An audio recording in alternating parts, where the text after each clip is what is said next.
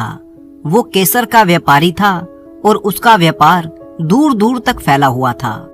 अपने व्यापार के सिलसिले में वो अक्सर देश विदेश की यात्राएं करता रहता, जिससे उसकी अच्छी आमदनी हो जाती थी। लेकिन पिछले कुछ समय से पुरुषोत्तम का व्यापार अच्छा नहीं चल रहा था, जिसके कारण उसे पैसों की तंगी होने लगी।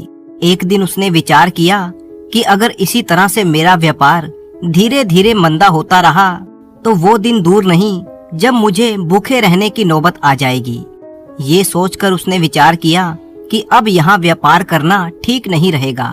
उसने ये फैसला किया कि वो किसी दूसरे राज्य में जाकर कोई नया व्यापार शुरू करेगा। उसने अपने एक घोड़े पर थोड़ा सा सामान लादा और ईश्वर का नाम लेकर वो अपने सफर पर रवाना हो गया। सारा दिन जंगलों और सुनसान इलाकों से गुजरने के बाद आखिरकार वो एक नए नगर में दाखिल हुआ। नगर में पहुंचते ही उसने सबसे पहले एक सराय में कमरा लिया ताकि वो अपनी थकावट को दूर कर सके और कुछ देर के लिए आराम कर सके।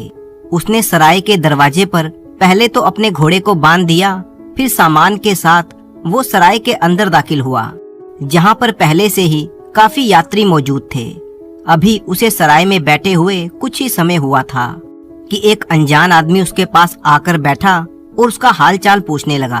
और उसके बाद उसने कहा कि यहाँ पर आने वाले यात्रियों को अपने सामान का खुद ही ख्याल रखना पड़ता है। सराय का मालिक इसकी जिम्मेदारी नहीं लेता।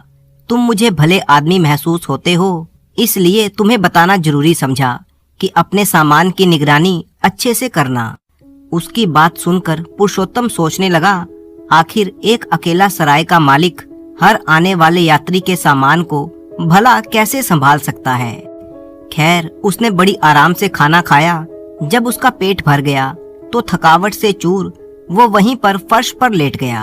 अपना थैला जिसमें उसका सारा जरूरी सामान और कुछ रकम भी थी, पुरुषोत्तम ने वो अपने सिर के नीचे रख लिया ताकि सोते समय उसका सामान बिल्कुल सुरक्षित रहे।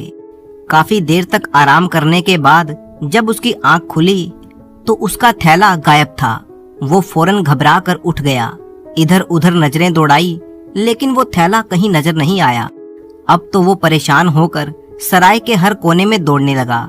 जो कोई भी नजर आता उससे अपने थैले के बारे में पूछता, मगर हर आदमी यही कहता कि उसे कुछ नहीं मालूम। अब तो पुरुषोत्तम की परेशानी बढ़ती ही जा रही थी। उसको बार बार अपनी गलती का एहसास हो रहा था और गुस्सा आ रहा था। वो खुद को कोसने लगा कि आखिर उसने अपने सामान की कड़ी सुरक्षा क्यों नहीं की। इसी एक थैले में उसकी सारी जमा पूंजी थी और सफर का सामान भी था। अब ना तो उसके पास खाने के लिए कुछ था और ना ही वापस जाने के लिए कोई पैसे बचे थे। जब पुरुषोत्तम को हर तरफ से निराशा हाथ लगी और उसे पक्का विश्वास हो गया कि उसका थैला अब वापस नहीं मिलेगा, वो कुछ देर तक सोचने लगा कि अब तो वापस जाने का भी कोई बंदोबस्त नहीं हो सकता। इसी नगर में रहकर कुछ काम की तलाश की जाए ताकि जीवन की गाड़ी किसी तरह से चलती रहे। ये तय करके वो सराय से बाहर निकलकर आया और उस तरफ गया जहाँ पर उसका घोड़ा बंधा हुआ था। जब उसने अपने घोड़े की लगाम थामी तो उसके मन में ये विचार आया कि क्यों ना फिलहाल इसी घोड़े से कुछ काम लिया जाए, शायद इसी से किस्मत का कोई दरवाजा खुल जाए। उसने तय किया कि वो लोगों को अपने घोड़े पर बिठाकर उनकी मंजिल तक पहुंचाया करेगा। खुद को हौसला देकर वो मेहनत करने के लिए आगे बढ़ा। अब तो वो हर रोज अपने घोड़े को लेकर शहर के चौराहे पर खड़ा हो जाता। जो भी सवारी उसे मिलती उसे अपने घोड़े पर बिठाकर उसकी मंजिल तक पहुंचाता और इसके बदले में उसकी कुछ आमदनी होने लगी थी। लेकिन ये काम बहुत ही मेहनत का था और पुरुषोत्तम ने कभी भी इतनी मेहनत नहीं की थी, क्योंकि वो तो एक व्यापारी था। कुछ ही दिनों में उसकी हिम्मत जवाब देने लगी। उसने सोचा कि ये तो बड़ी कड़ी मेहनत का काम है, ये मुझसे नहीं हो पाएगा। मैंने तो आज तक सिर्फ व्यापार ही किया है। अब तो पुरुषोत्तम के पास इतने पैसे भी नहीं थे कि वो अपने मकान का किराया भी दे सके। इसलिए मकान के मालिक ने उसे घर से निकाल दिया। उस दिन शाम के समय पुरुषोत्तम ने सोचा कि अब रहने का तो कोई ठिकाना है नहीं। चलते चलते जब वो शहर से बाहर की तरफ जा रहा था कि वहाँ पर उसे एक पुराना मंदिर दिखाई दिया। उसने सोचा कि क्यों ना कुछ देर यहाँ पर आराम कर लूं। आज की रात यहीं पर गुजार लेता हूँ, कल के बारे में फिर से सोचूंगा। ये सोचकर वो मंदिर के अंदर दाखिल हो गया और वहीं पर एक कोने में अपनी जगह बना ली। रात के समय मंदिर में सन्नाटा छाया हुआ था। पुरुषोत्तम को नींद नहीं आ रही थी। कुछ देर बीती कि अचानक उसे वहां पर किसी के आने का एहसास हुआ। उसने सिर उठाकर देखा कि तभी उसकी नजर उस आदमी पर पड़ी जो बड़ी खामोशी से मंदिर में दाखिल हो चुका था। वो कोई और नहीं बल्कि एक अंधा भिखारी था जो रोज चौराहे पर खड़ा होकर भीख मांगता था। वो भिखारी बड़ी ही सावधानी से चलता हुआ मंदिर में आया। उसने अपनी छड़ी से जमीन को टटोलना शुरू किया।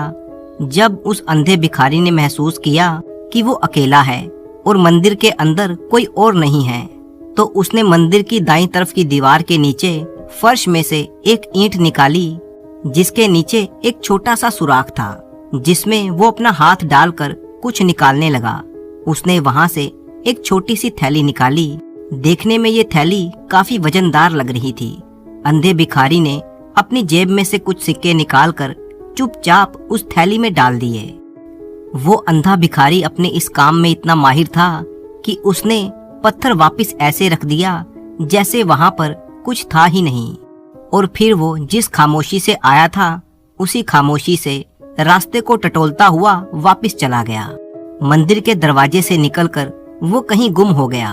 भिखारी के जाते ही पुरुषोत्तम के मन में कई तरह के विचार आने लगे। एक तरफ तो उसका दिल कह रहा था कि ये दौलत उसकी सहायता के लिए आई है, क्योंकि वो एक मुश्किल में फंस चुका है। शायद ईश्वर ने उसके लिए ये रास्ता खोला है। दूसरी तरफ उसके मन में ये विचार आ रहे थे कि ये रास्ता गलत है, ये दौलत उस भिखारी की है, मैं किसी और की कमाई पर हाथ नहीं डाल सकता। और फिर वो खुद को समझाते हुए तसल्ली देने लगा कि मैं उस भिखारी की दौलत को चुरा नहीं रहा हूँ, बल्कि मैं तो उसमें से कुछ सिक्के कर्ज के रूप में उधार ले रहा हूँ। इससे मैं कोई कारोबार शुरू करूंगा। जब मेरा कारोबार चल पड़ेगा तो उस भिखारी का कर्ज मैं वापस कर दूंगा। इसी के साथ पुरुषोत्तम ने उस थैली में से 50 सिक्के निकाले और बाकी थैली को वापस ज्यों का त्यों वहीं पर रख दिया। दिन निकलने से पहले वो मंदिर से निकल गया। खाने पीने के बाद वो केसर खरीदने के लिए बाजार में गया। वहां पर जब उसने कीमतों का पता लगाया तो उसे पता लगा कि अपना व्यापार शुरू करने के लिए उसके पास जो रकम मौजूद है वो काफी नहीं थी। लेकिन फिर उसने सोचा कि क्यों ना मैं उस अंधे भिखारी की थैली में से कुछ सिक्के और निकाल लूं, वो कौन सा मुझे देख रहा है। और फिर पुरुषोत्तम दबे पांव उसी रात को फिर से मंदिर में गया और अंधे भिखारी की थैली में से उसने 50 सिक्के और निकाल लिए। फिर उसने बाजार में जाकर अपना कारोबार शुरू कर दिया। उसका कारोबार कुछ इस तरह से चला कि पुरुषोत्तम की किस्मत जाग उठी। अब तो पुरुषोत्तम को जब भी जरूरत होती वो उस अंधे भिखारी की थैली में से उतने सिक्के निकाल कर ले आता, और बस यूं ही उसका कारोबार धीरे धीरे बढ़ता चला गया। कुछ ही महीनों में वो शहर का सबसे मालदार व्यापारी बन चुका था। अब तो ना सिर्फ आम लोग बल्कि शहर के बड़े बड़े व्यापारी और कोतवाल तक उसके साथ इज्जत से पेश आते थे। और पुरुषोत्तम ने अब तक उस अंधे भिखारी की थैली में से 500 सिक्के निकाल लिए थे। आखिर एक दिन जब पुरुषोत्तम की अंतरात्मा उसे कचोटने लगी कि उसने अंधे भिखारी के थैले में से 500 सिक्के निकाल लिए हैं, तो उसने ये फैसला किया कि वो ये 500 सिक्के उस अंधे भिखारी को वापस कर देगा। उसने एक थैली में 500 सिक्के भरे और फिर चौराहे की तरफ रवाना हो गया। चौराहे पर पहुंचकर उसने अपने आप से पूछा कि अगर उस भिखारी को मैं ये कहूंगा कि मैंने उसकी थैली में से 500 सिक्के चुराए हैं तो वो क्या सोचेगा। वो कुछ देर तक खामोश खड़ा रहा, फिर सोचने लगा कि मैं सच बात बताकर अपना सब कुछ क्यों बिगाड़ूं। इससे अच्छा तो ये है कि मैं 500 सिक्के उस भिखारी को भीख के रूप में दे दूंगा। इस तरह से मेरा कर्ज भी उतर जाएगा और मेरी इज्जत भी बच जाएगी। और फिर पुरुषोत्तम उस अंधे बूढ़े भिखारी के पास गया और झुककर बड़ी ही नरमी से कहने लगा, बूढ़े बाबा, आप हर रोज चौराहे पर बैठकर दर्द भरी आवाज में लोगों से भीख मांगते हो। मैं इस शहर का एक बहुत ही मालदार व्यापारी हूँ। मैंने महसूस किया कि मेरा ये फर्ज है कि मैं आप जैसे जरूरतमंद लोगों की सहायता करूं, और आज मैं आपकी सेवा में कुछ सिक्के देने के लिए आया हूं। उस बूढ़े भिखारी ने कहा, बेटा, क्या तुम मुझे बताओगे कि तुम मुझे कितने सिक्के भीख में देना चाहते हो?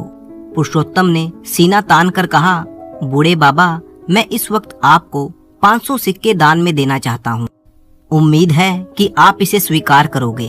पुरुषोत्तम ने अभी अपनी बात पूरी ही की थी कि उस अंधे भिखारी ने एकदम से उसका हाथ मजबूती से पकड़ लिया और बोला, मैं तो तुम्हें ही ढूंढ रहा था। मैं वही अंधा हूँ जिसकी थैली में से तुमने 500 सिक्के चोरी करके निकाले हैं। ये मेरे खून पसीने की कमाई थी।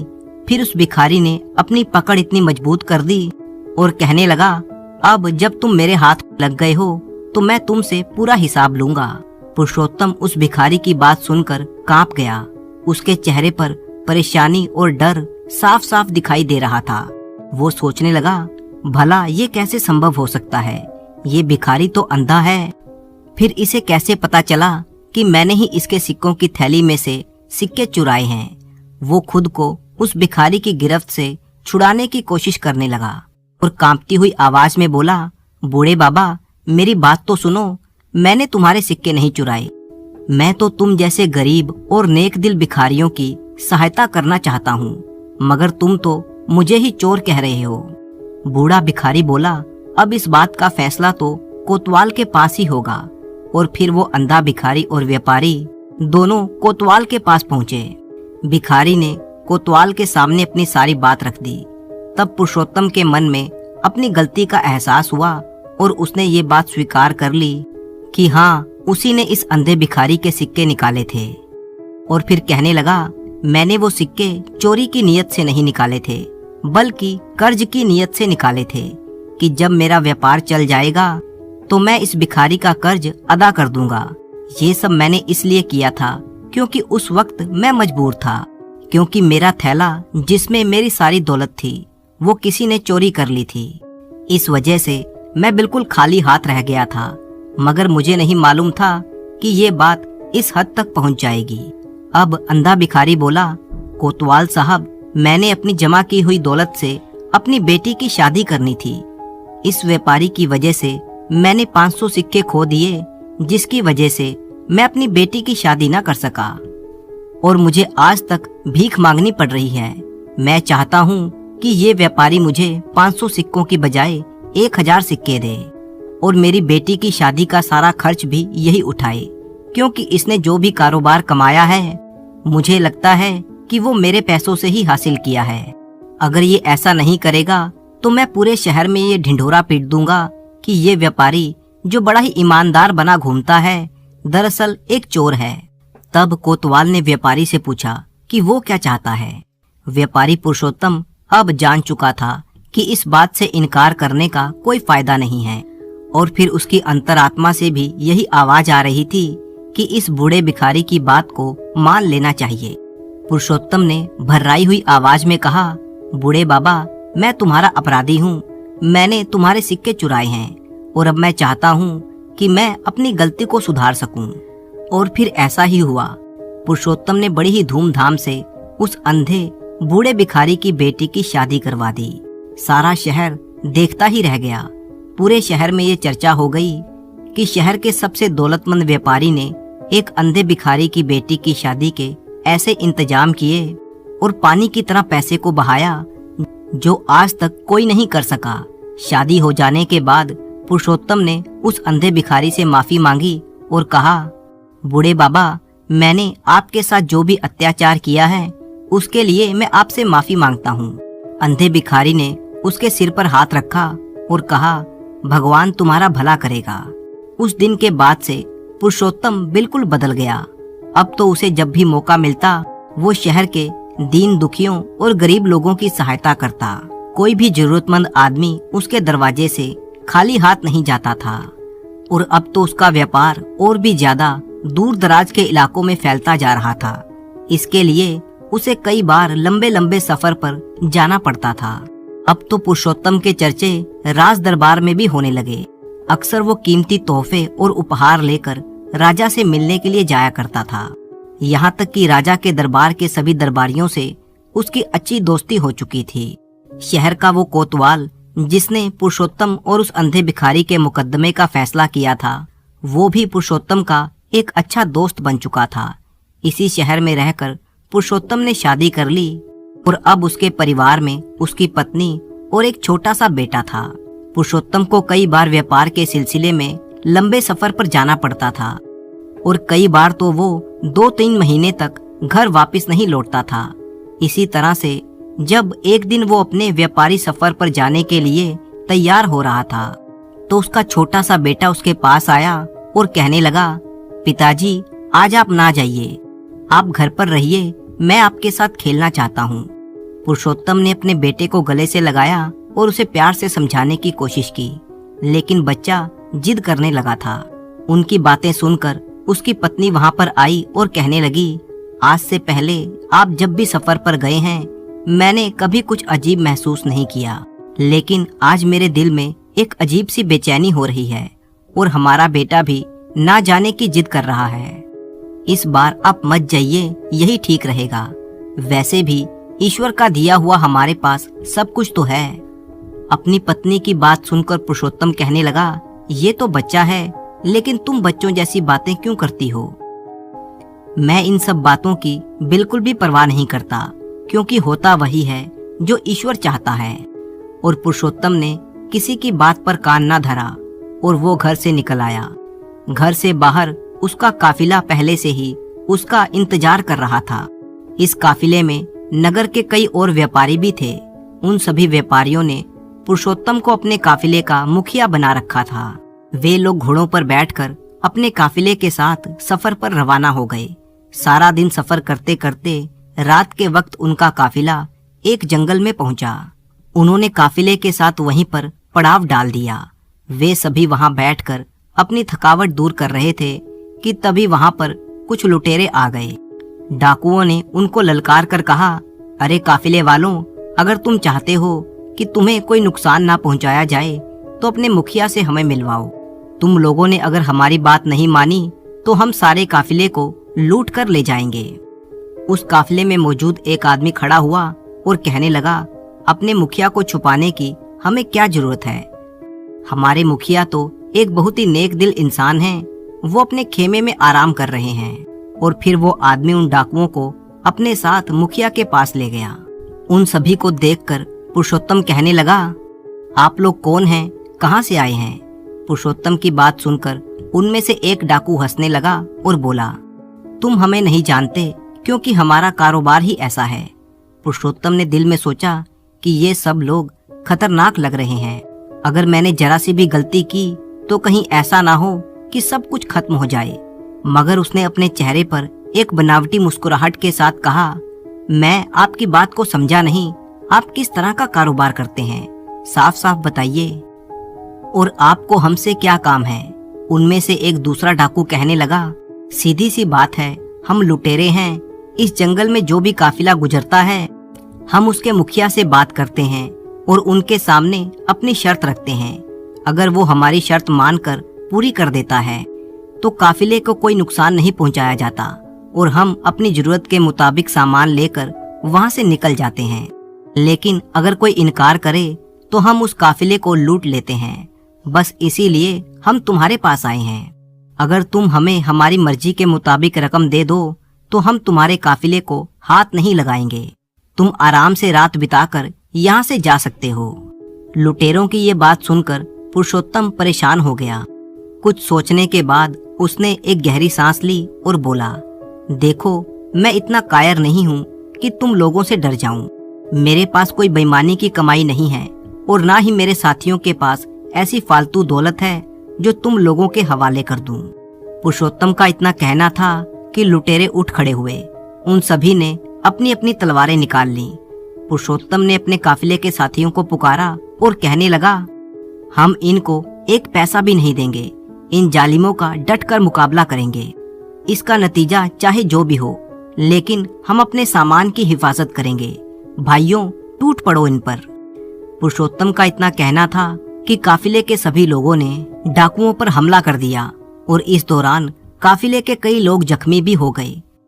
उन डाकुओं के भी कई साथी मारे जा चुके थे। मगर आखिरकार व्यापारियों के काफिले ने डाकुओं की ईंट से ईंट बजा दी और देखते ही देखते वो डाकुओं पर भारी पड़ने लगे। डाकू वहां से भागने की कोशिश करने लगे, मगर काफिले के लोगों ने उन सभी को बंदी बना लिया। इस लड़ाई के दौरान पुरुषोत्तम भी काफी घायल हो चुका था और तब उसे अपनी पत्नी और अपने बच्चे की बात याद आई। शायद ये वही खतरा था जिसके बारे में उन दोनों के दिलों में विचार आ रहे थे, जिसकी वजह से वो मुझे सफर पर ना जाने के लिए कह रहे थे। पुरुषोत्तम को काफी जख्म लग चुके थे। किसी तरह से उन लोगों ने रात गुजारी और सुबह ही वो काफिला रवाना हो गया। कैदी बनाए गए डाकू भी उनके साथ ही थे। वे सब लोग नजदीक के ही एक शहर में दाखिल हुए। उस शहर में पहुंचकर सबसे पहले पुरुषोत्तम ने अपने साथियों का इलाज करवाया। उसके कुछ व्यापारी साथियों ने अपने साथ लाया हुआ सारा सामान इसी नगर में बेच दिया और इस दौरान जख्मी हुए पुरुषोत्तम की हालत भी अब पहले से अच्छी हो चुकी थी। उसने अपने साथियों को एक एक करके जमा किया और कहने लगा, हमारे पास जितने भी कैदी हैं, अब तुम लोग क्या चाहते हो, उन्हें माफ कर दिया जाए? ये सुनकर काफिले के लोग गुस्से से बोले, हमें तो आप पर हैरानी हो रही है मुखिया जी, ये जालिम तो हमारी जान लेने पर तुले थे और आप इन सब को माफ करने की बात सोच रहे हैं। ना जाने इन्होंने कितने मासूम लोगों को मौत के घाट उतारा होगा, ना जाने कितने काफिलों को लूटा होगा। अगर हम इन्हें मौत की सजा नहीं दे सकते तो इन्हें आजाद भी नहीं छोड़ना चाहिए।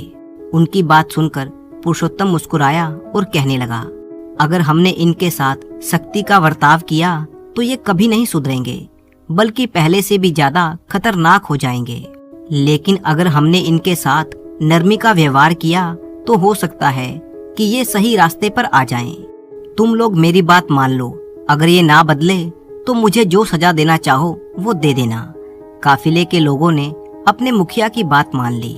इसके बाद पुरुषोत्तम ने सारे डाकुओं को अपने पास बुलाया और कहने लगा, तुम लोगों को क्या सजा दी जाए?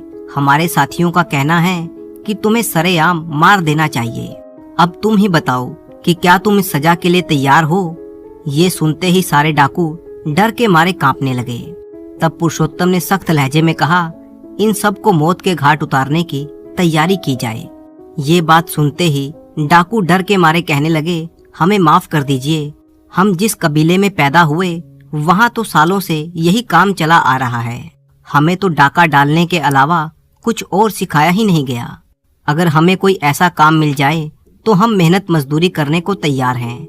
हमें मौत की सजा ना दी जाए, नहीं तो हमारे बच्चे अनाथ हो जाएंगे। पुरुषोत्तम ने कहा, ठीक है, तुम्हें एक शर्त पर माफी मिलेगी। तुम्हें वचन देना होगा कि तुम आज के बाद कोई अपराध नहीं करोगे और उसके बाद तुम सबको हमारे साथ ही रहना होगा, तभी तुम्हें माफ किया जाएगा। ये सुनकर सारे के सारे डाकू पुरुषोत्तम के कदमों में गिर गए और उससे माफी मांगने लगे। ये देखकर पुरुषोत्तम बड़ा ही खुश हुआ कि ये सभी सुधरने को तैयार हैं। और फिर पुरुषोत्तम ने एक बार फिर से सारे काफिले को सफर के लिए तैयार किया और वे वापसी के सफर पर निकल पड़े। कुछ दिन का सफर करने के बाद वे सभी उसी जंगल में पहुंचे जहां पर इन लुटेरों ने उन पर हमला किया था। इस जंगल में पहुंचकर लुटेरों ने पुरुषोत्तम से कहा, मुखिया जी, इस जंगल से थोड़ी ही दूरी पर हमारे कबीले के लोग रहते हैं। पिछले कई दिनों से हम लोग आपके साथ हैं, इसलिए हमारे बीवी बच्चे परेशान हो रहे होंगे। आप हमें कुछ समय की मोहलत दीजिए ताकि हम उनसे मिलकर आ सकें और अपनी खैरियत के बारे में उन्हें बता सकें, और हम उन्हें ये भी बता देंगे कि हम व्यापार करने के लिए आपके काफिले के साथ जा रहे हैं। व्यापारी पुरुषोत्तम ने उन्हें जाने की इजाजत दे दी और साथ में ये भी कहा कि अगर तुम लोग हमारे साथ नहीं आना चाहते तो पहले ही हमें बता दो ताकि हम तुम्हारा यहाँ पर इंतजार ना करें। लेकिन एक बात याद रखना कि आइंदा कभी भी यहाँ से गुजरने वाले किसी भी व्यापारी के काफिले को तुम तंग नहीं करोगे, क्योंकि इस बार तो तुम लोग बच गए। अगली बार अगर किसी सख्त दिल आदमी के हाथ लग गए तो वो तुम्हारे परखच्चे उड़ा देगा। इसलिए मेरी बात को हमेशा याद रखना। पुरुषोत्तम का ये कहना था कि सभी डाकू उसके पैरों में गिर गए और कहने लगे कि आपका ये उपकार हम कभी नहीं भूलेंगे। जब वे सभी लोग चलने लगे तो उन डाकुओं का सरदार कहने लगा कि मेरी ये इच्छा है मुखिया जी कि आप भी हमारे साथ चलिए। लेकिन पुरुषोत्तम ने उन्हें मना कर दिया। जब बाकी के डाकू भी इस बात पर जोर देने लगे, उन्होंने जंगल में एक जगह पर पड़ाव डाला और फिर काफिले के सभी लोग अपने अपने खेमों में आराम करने के लिए चले गए। पुरुषोत्तम अपने काफिले के लोगों को बिना बताए ही डाकुओं के साथ उनके कबीले की तरफ चल दिया। काफी देर तक सफर करने के बाद पुरुषोत्तम डाकुओं से कहने लगा, तुम लोग तो कह रहे थे कि तुम्हारा कबीला जंगल के पास ही है, लेकिन हमें सफर करते हुए काफी देर हो गई। अभी तक तुम्हारा कबीला नजर क्यों नहीं आ रहा? आखिर तुम्हारा कबीला कितनी दूर है? डाकुओं में से एक ने जवाब दिया, मुखिया जी, बस पास ही हमारा कबीला है। हमारे होते हुए आपको यहाँ पर कोई खतरा नहीं होगा। और फिर वे सभी दोबारा से घोड़े दौड़ाने लगे। कुछ देर सफर करने के बाद पुरुषोत्तम ने एक बार फिर से अपना घोड़ा रोका और फिर डाकुओं से पूछा, तुम्हारा कबीला नजर क्यों नहीं आ रहा? मैं अब आगे का सफर नहीं कर सकता, क्योंकि मैं अपने साथियों को बगैर बताए ही तुम लोगों के साथ आया हूँ। मैं वापस जाऊंगा। तुम लोग आजाद हो। अगर तुम चाहो तो वापस आ जाना, वरना मत आना।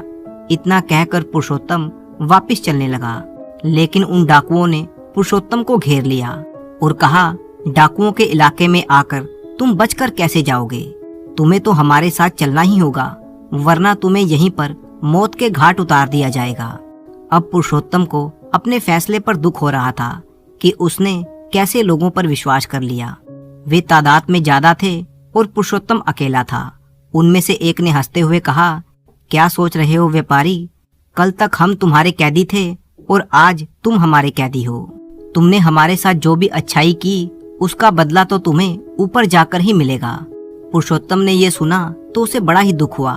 उसने एक ठंडी आह भरी और बड़ी मायूसी से कहने लगा, तुम लोग तो बहुत ही मक्कार इंसान हो।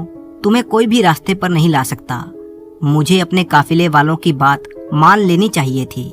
इससे पहले कि पुरुषोत्तम कोई और बात कहता, उनमें से एक डाकू ने पुरुषोत्तम के चेहरे पर एक जोरदार थप्पड़ रसीद कर दिया और बोला, इसके आगे तुमने एक शब्द भी निकाला तो तुम्हारी जुबान खींच ली जाएगी। उन डाकुओं ने पुरुषोत्तम को एक पेड़ के नीचे बांध दिया और वापस जंगल की तरफ रवाना हो गए। उधर व्यापारियों के काफिले में सभी लोग आराम कर रहे थे। डाकू वापस आए और उन्होंने काफिले पर हमला कर दिया। काफिले वालों को किसी भी तरह के हमले की उम्मीद नहीं थी। अचानक हुए इस हमले से वे सभी घबरा गए। डाकुओं ने व्यापारियों के काफिले के सभी लोगों को बंदी बना लिया और उनका सारा माल लेकर वहां से चले गए। इस काफिले का एक आदमी जो कि पानी की तलाश में गया हुआ था, जब वो वापस आया तो काफिले के सभी लोगों को उसने बंधा हुआ देखा। वो डर गया और भागकर उन सब के पास गया। एक एक करके उसने सभी को खोला। सभी की हालत बहुत ही खराब थी। उनमें से एक कहने लगा कि जल्दी से मुखिया जी के खेमे की तरफ चलो, ताकि उनका हालचाल भी मालूम हो सके। वे सभी पुरुषोत्तम के खेमे में पहुंचे, लेकिन पुरुषोत्तम का खेमा तो बिल्कुल खाली था, जिसे देखकर उन सभी को बहुत ही गुस्सा आया। वे सोचने लगे कि मुखिया पुरुषोत्तम भी डाकुओं के साथ ही मिला हुआ था, इसीलिए उसने डाकुओं को माफ करने के लिए कहा था और अब वो हम सभी के माल को लूट कर ले गया और वहां पर उनसे अपना हिस्सा वसूल कर रहा होगा, वरना वो भी अपने खेमे में होता। अब पुरुषोत्तम कहाँ पर था? उन्होंने पुरुषोत्तम को ढूंढने की कोशिश नहीं की और जंगल के रास्ते पैदल ही भूखे प्यासे अपने नगर की तरफ चले गए। दूसरी तरफ पेड़ के नीचे बंधा हुआ पुरुषोत्तम भूख प्यास के कारण बेहोश हो चुका था। इसी रास्ते से एक व्यापारियों का काफिला गुजरा तो उन्होंने पेड़ के नीचे बंधे हुए उस आदमी को देखा, तो उस आदमी को अपने साथ लेकर वो दूसरे शहर में पहुंच गए। उस व्यापारी ने पुरुषोत्तम को अपना नौकर बना लिया। उसने कई बार पुरुषोत्तम से उसके बारे में पूछा, लेकिन पुरुषोत्तम का अब सभी से भरोसा उठ चुका था, इसलिए उसने किसी से भी कोई बात नहीं की। वो तो बस चुप ही रहता। उसे जो काम बताया जाता वो वही काम कर देता। इस तरह से पुरुषोत्तम अब उस व्यापारी के यहाँ पर नौकर का काम करने लगा था। उसने कभी नहीं बताया कि वो कौन है, कहाँ से आया है। वो व्यापारी पुरुषोत्तम को अपने साथ अपनी दुकान पर ले जाता और उससे सारे काम करवाता। एक दिन की बात है, जब पुरुषोत्तम उसकी दुकान में काम कर रहा था कि तभी इसी बाजार में से एक आदमी घोड़े पर सवार होकर वहां से निकला जा रहा था। उसे देखते ही पुरुषोत्तम जोर से चिल्लाया और उसे आवाज लगाई। व्यापारी, जिसने पुरुषोत्तम को नौकर रखा हुआ था, वो ये देखकर हैरान था कि उसका नौकर, जिसने आज तक कुछ नहीं बोला, वो कैसे बोलने लग गया। घुड़सवार ने पुरुषोत्तम की आवाज सुनी तो वापस आया। असल में ये घुड़सवार कोई और नहीं बल्कि पुरुषोत्तम के नगर का ही कोतवाल था, जो अपने किसी काम के सिलसिले में यहाँ पर आया था। उसने देखते ही पुरुषोत्तम को पहचान लिया और कहा, दोस्त तुम यहाँ पर कैसे? पुरुषोत्तम ने उसे अपना सारा माजरा सुनाया कि किस तरह से उसने जिन डाकुओं पर दया की भावना की उन्हें माफ किया, उन्हीं ने उसके साथ धोखा किया। कोतवाल को जब सारी सच्चाई का पता लगा तो उसने कहा, तुम चिंता मत करो दोस्त, इस समय मैं यहाँ पर अकेला नहीं हूँ, बल्कि मेरे साथ मेरे कुछ सिपाही भी हैं। हम जरूर ही उन डाकुओं को सबक सिखाएंगे। और फिर कोतवाल ने पुरुषोत्तम और अपने कुछ सिपाहियों को अपने साथ लिया और जंगल के रास्ते होता हुआ डाकुओं की बस्ती की तरफ रवाना हो गया। दिन का समय था, सभी डाकू अपने अपने घरों में आराम कर रहे थे। सिपाहियों ने बड़ी होशियारी से सभी डाकुओं को दबोच लिया और उन्हें बंदी बनाकर वहां के राजा के दरबार में पेश कर दिया गया। राजा ने कोतवाल और व्यापारी पुरुषोत्तम का धन्यवाद दिया और कहा कि इन डाकुओं के बारे में मुझे पहले भी कई शिकायतें आ चुकी थीं। उनकी वजह से हमारे राज्य का नाम खराब हो रहा था। आप लोगों ने बड़ा ही नेक काम किया है जो इन्हें पकड़ कर ले आए। और इसके बाद राजा ने उन सभी डाकुओं को मौत की सजा का हुक्म दे दिया और पुरुषोत्तम और कोतवाल को इनाम के रूप में अशर्फियों की थैलियां भेंट कर दी। इसके बाद कोतवाल और पुरुषोत्तम अपने सैनिकों को साथ लेकर अपने नगर में वापस आ गए। वहां पहुंचकर पुरुषोत्तम ने सबसे पहले ये काम किया कि उसके साथ जितने भी व्यापारी काफिले में शामिल थे उन सब का जो भी नुकसान हुआ था, उसने अपने साथ लाई हुई इनाम की रकम में से उन सब का नुकसान पूरा किया और उन्हें बताया कि किस तरह से उसके साथ धोखा हुआ। जब पुरुषोत्तम के साथी व्यापारियों को सारी सच्चाई पता चली तो उनके दिलों में पुरुषोत्तम के लिए सम्मान और भी ज्यादा बढ़ चुका था। पुरुषोत्तम की पत्नी और बेटा, जो कि पिछले कई महीनों से उसका इंतजार कर रहे थे, उसे देखकर वे बहुत ही खुश हुए। इस यात्रा के दौरान पुरुषोत्तम को यह सबक मिल चुका था कि दूसरों की भलाई के बारे में सोचना अच्छी बात है, लेकिन किसी पर आंखें बंद करके विश्वास नहीं करना चाहिए, खास तौर पर ऐसे लोग जो पहले से ही धोखाधड़ी और बेईमानी करते आ रहे हैं। एक समय की बात है, विंध्याचल की तलहटी में बसे एक छोटे से गांव शांतिपुर में धर्मा नाम का एक सीधा सादा कुम्हार अपनी पत्नी श्यामा और उनकी 2 साल की नन्ही बेटी गुड़िया के साथ रहता था। धर्मा अपने काम में मेहनती था, लेकिन उसका स्वभाव कुछ रूखा था और वह अक्सर अपनी भावनाओं पर नियंत्रण खो देता था। श्यामा वहीं शांत और धैर्यवान थी, पर अपने पति के क्रोध से अंदर ही अंदर डरी रहती थी। उनकी छोटी गुड़िया चमकीली आंखों वाली और हमेशा मुस्कुराती रहने वाली उनके जीवन की एकमात्र खुशी थी। एक धूप भरी सुबह धर्मा ने श्यामा से कहा, आज हमें जंगल से मिट्टी लाने जाना होगा, कुम्हारी के लिए बहुत जरूरी है। श्यामा ने सहमति में सिर हिलाया, लेकिन उसके मन में एक हल्की सी घबराहट थी। गुड़िया अभी बहुत छोटी थी और जंगल का सफर उसके लिए मुश्किल हो सकता था। फिर भी पति की बात काटने की हिम्मत उसमें नहीं थी।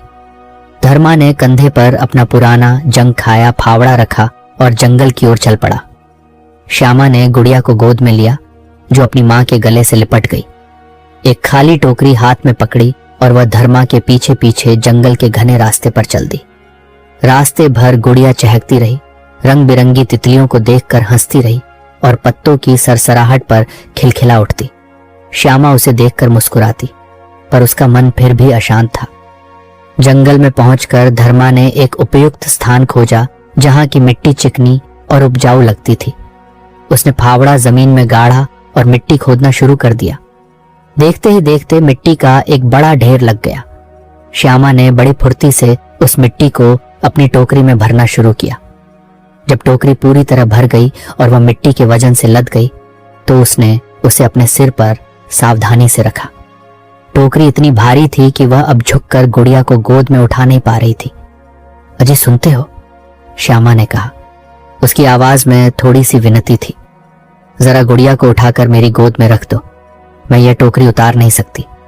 धर्मा, जो मिट्टी खोदकर पहले ही थक चुका था, यह सुनकर अचानक भड़क उठा। उसकी आंखें लाल हो गईं और उसकी आवाज में कड़वाहट भर गई। तुम इस बच्ची को घर लाओ या इस मिट्टी को, तुम घर आती हो या यहीं जंगल में रहती हो, मुझे इससे कोई मतलब नहीं, मुझे मेरा काम पूरा करना है। श्यामा के चेहरे का रंग उड़ गया। वह धर्मा के इस रूप से अच्छी तरह परिचित थी। वह जानती थी कि अब उसे रोकना असंभव था। उसके मन में एक भयंकर द्वंद्व छिड़ गया। एक तरफ उसकी लाडली बेटी थी, दूसरी तरफ उसका पति और उसका क्रोध।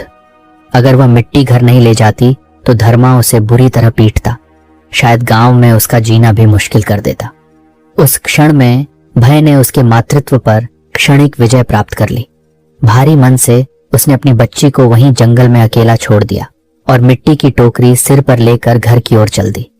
उसकी पीठ पर गुड़िया की रोने की आवाज एक तीखे तीर की तरह चुभती रही, पर वह मुड़ नहीं पाई।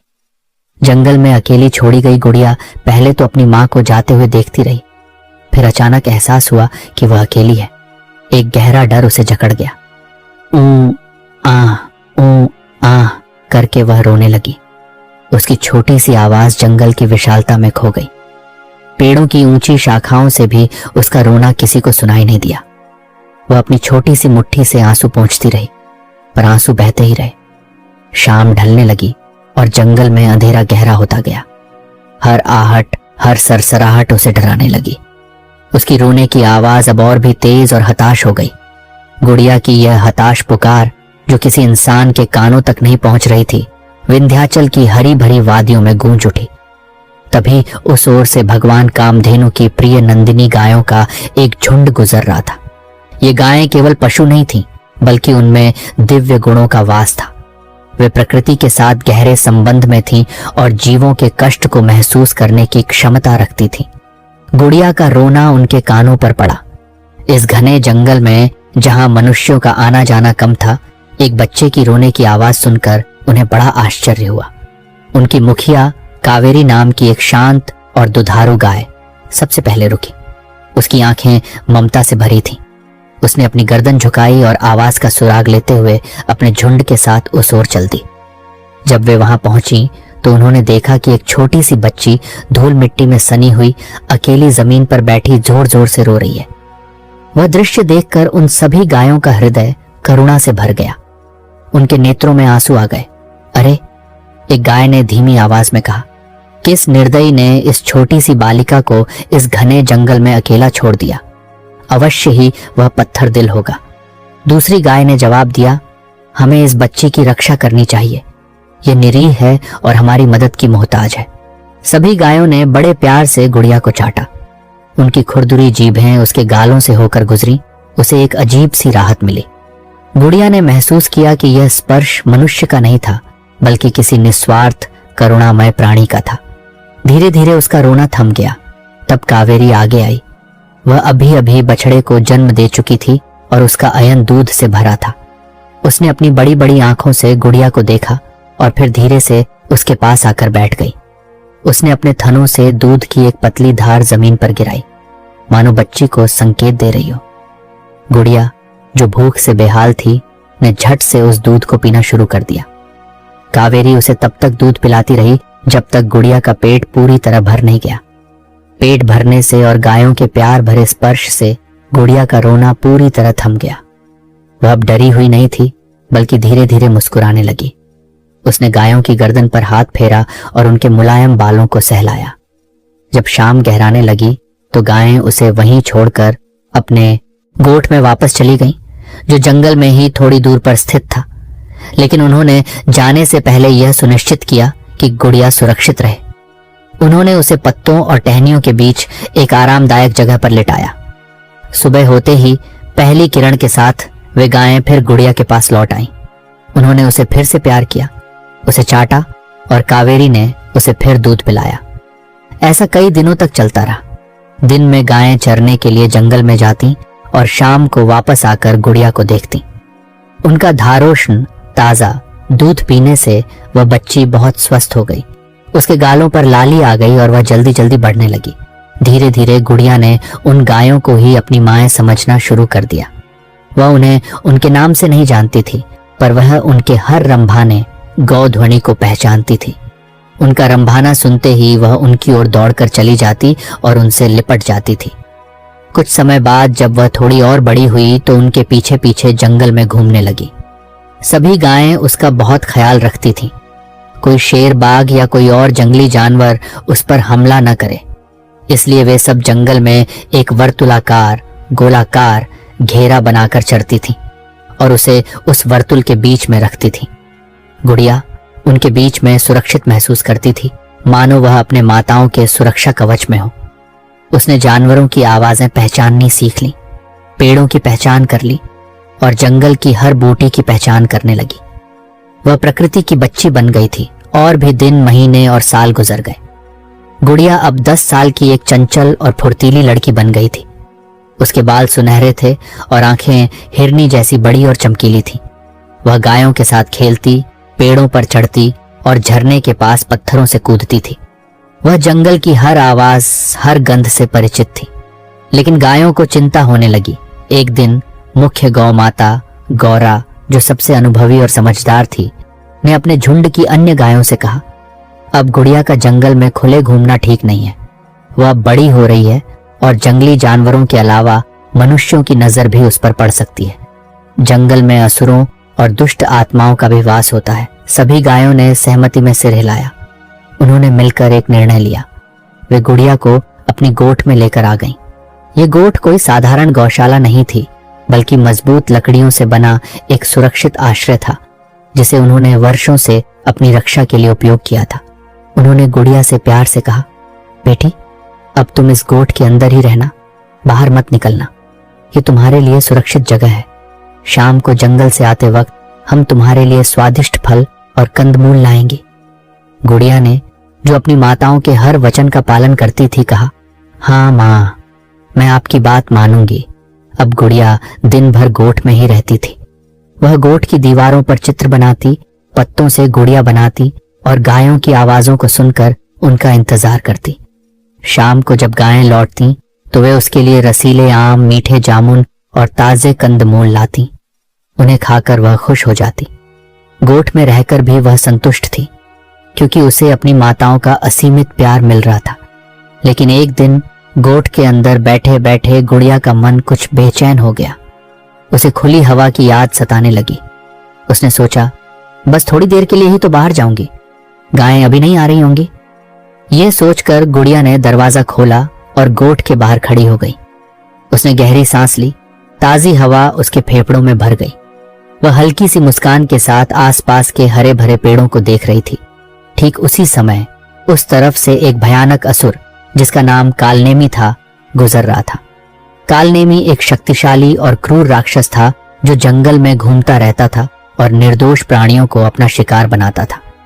उसकी आंखें अंगारों जैसी लाल थीं और उसके दांत नुकीले थे।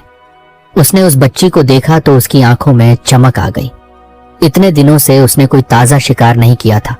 उसने सोचा, यह बच्ची तो एकदम कोमल ककड़ी की तरह है।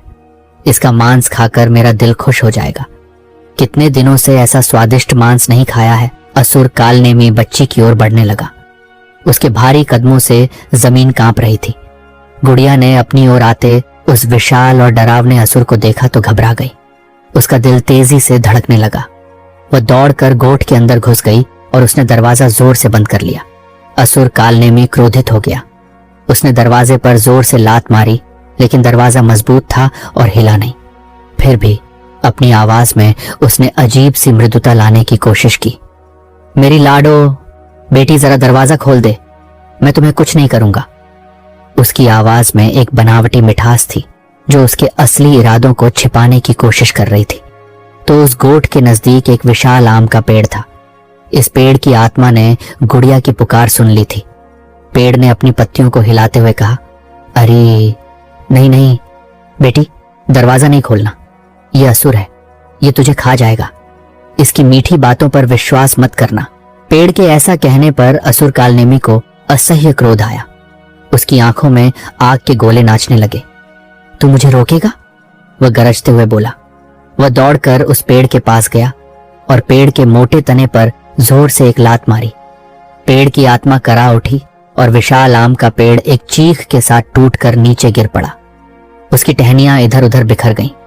फिर वह वापस गोठ के दरवाजे के पास गया और उसने बच्ची को आवाज दी, मेरी प्यारी लाडो, जरा दरवाजा खोल दे, मैं तुम्हें कुछ सुंदर फल दूंगा तो गोठ के नजदीक एक नारियल का पेड़ था। उस पेड़ ने भी अपनी आत्मा को महसूस किया और कहा, नहीं नहीं बेटी, दरवाजा मत खोलना, ये राक्षस है, ये तुझे खा जाएगा, इसके बहकावे में मत आना। बच्ची ने दरवाजा नहीं खोला तो असुर कालनेमी गुस्से से आगबबूला हो गया। उसने गरजते हुए कहा, तुम पेड़ भी मेरे रास्ते में आओगे? दौड़कर उसने उस नारियल के पेड़ पर 2-4 लातें मार दी और उसे जमीन पर गिरा दिया। नारियल के पेड़ से नारियल जमीन पर बिखर गए। अब तीसरी बार दरवाजे के पास जाकर उसने अपनी आवाज में और भी जबरदस्ती मिठास लाते हुए कहा, मेरी प्यारी लाडो, जरा दरवाजा खोल दे, मैं तुम्हारा मित्र हूं, तुम्हें कोई हानि नहीं पहुंचाऊंगा। तो उस गोठ के नजदीक एक अंबाड़ी का पेड़ था। इस पेड़ ने भी अपनी आत्मा को सचेत किया और कहा, नहीं नहीं बेटी, दरवाजा मत खोलना, ये राक्षस तुझे खा जाएगा, इसकी हर बात झूठ है। अब असुर कालनेमी मानो जल भुनकर राख हो गया। उसका धैर्य टूट चुका था। उसने अंबाड़ी के पेड़ को अपनी मुट्ठी में कुचलने का मन बनाया। वह उस अंबाड़ी के पेड़ पर लात मारने वाला ही था। इतने में उसे एक झटके में ख्याल आ गया कि अंधेरा छाने लगा है और नंदिनी गायों के गोठ में वापस आने का वक्त हो गया है। उसने सोचा, यदि गायें आ गईं तो मैं मुसीबत में पड़ सकता हूं। अक्लमंदी इसी में है कि मैं यहां से अभी चला जाऊं। लेकिन दूसरे दिन वापस आकर लड़की को खाने का मन में एक ठोस मंसूबा इरादा रखकर असुर कालनेमी वहां से चला गया। उसकी लाल आंखें गुस्से से चमक रही थीं, पर वह जानता था कि अब पीछे हटना ही बेहतर था। असुर के जाने के थोड़ी देर बाद नंदिनी गायें चरकर गोठ की ओर लौट रही थीं। जैसे ही वे गोठ के करीब पहुंची, उनकी तेज नाकों ने असुर के शरीर की तीखी गंध सूंघ ली। ये गंध उनके लिए अपरिचित और भयानक थी। गोठ के बाहर उन्होंने असुर के भारी पांवों की निशानियां भी देखी। टूटे हुए पेड़, बिखरी हुई टहनियां और जमीन पर गहरे ढंसे हुए खुर। तो यहां कोई असुर आया हुआ है, इसका उन्हें यकीन हो गया। वे डर गईं। हे भगवान, हमारी बच्ची सुरक्षित हो। सभी गायें दौड़ते हुए गोठ के दरवाजे के पास पहुंची। उनके पहुंचने से पहले ही मानो किसी अदृश्य शक्ति ने दरवाजा खोल दिया हो। वह अपने आप खुल गया। सभी गायें एकदम अंदर घुसी। उनकी आंखें गुड़िया को ढूंढ रही थीं, लेकिन बच्ची उन्हें अंदर दिखाई नहीं दी। वे सब व्याकुलता से हम्मा हम्मा करके उसे ढूंढने लगी। उनका दिल जोर जोर से धड़क रहा था। ढूंढने के बाद उन्होंने बच्ची को एक कोने में सहमी हुई रोती हुई देखा। वह अपनी आंखें बंद किए अपने घुटनों में सिर छुपाए बैठी थी। तो गायें दौड़कर उसके पास गईं, उसे प्यार से चाटा और उसकी पीठ पर अपनी गर्म सांसें छोड़ी। कावेरी ने, जो उसकी दूध पिलाने वाली मां थी, अपनी गर्दन उसके गालों पर रगड़ी और पूछा, बोलो बेटी, क्या हुआ? किसने डराया तुझे? तुम इतनी डरी हुई क्यों हो? गुड़िया ने धीरे धीरे आंखें खोली और अपनी माताओं को देखकर उसका डर कुछ कम हुआ। उसने सिसकते हुए कांपती आवाज में उन्हें सारी बात बता दी। कैसे एक बड़ा भयानक प्राणी आया, कैसे उसने दरवाजा खोलने को कहा और कैसे पेड़ों ने उसकी मदद की। उसने बताया कि कैसे असुर ने पेड़ों को तोड़ दिया। यह सुनकर सभी गायें क्रोध से भर गईं। उनकी आंखों में लालिमा आ गई और उनके नथुने फड़कने लगे। उस असुर की यह हिम्मत हमारी बेटी को खाने आए? ठहर, कल सिखाएंगे उसे सबक, गौरा ने गरजते हुए कहा। उसकी आवाज में एक अजीब सी शक्ति थी। दूसरे दिन सुबह एक भी गाय चरने जंगल नहीं गई। सब छुपकर गोठ में रहीं। उन्होंने आपस में मंत्रणा की और एक योजना बनाई। गोठ के अंदर एक रणनीति बनाई गई जहां वे असुर का इंतजार कर रही थी।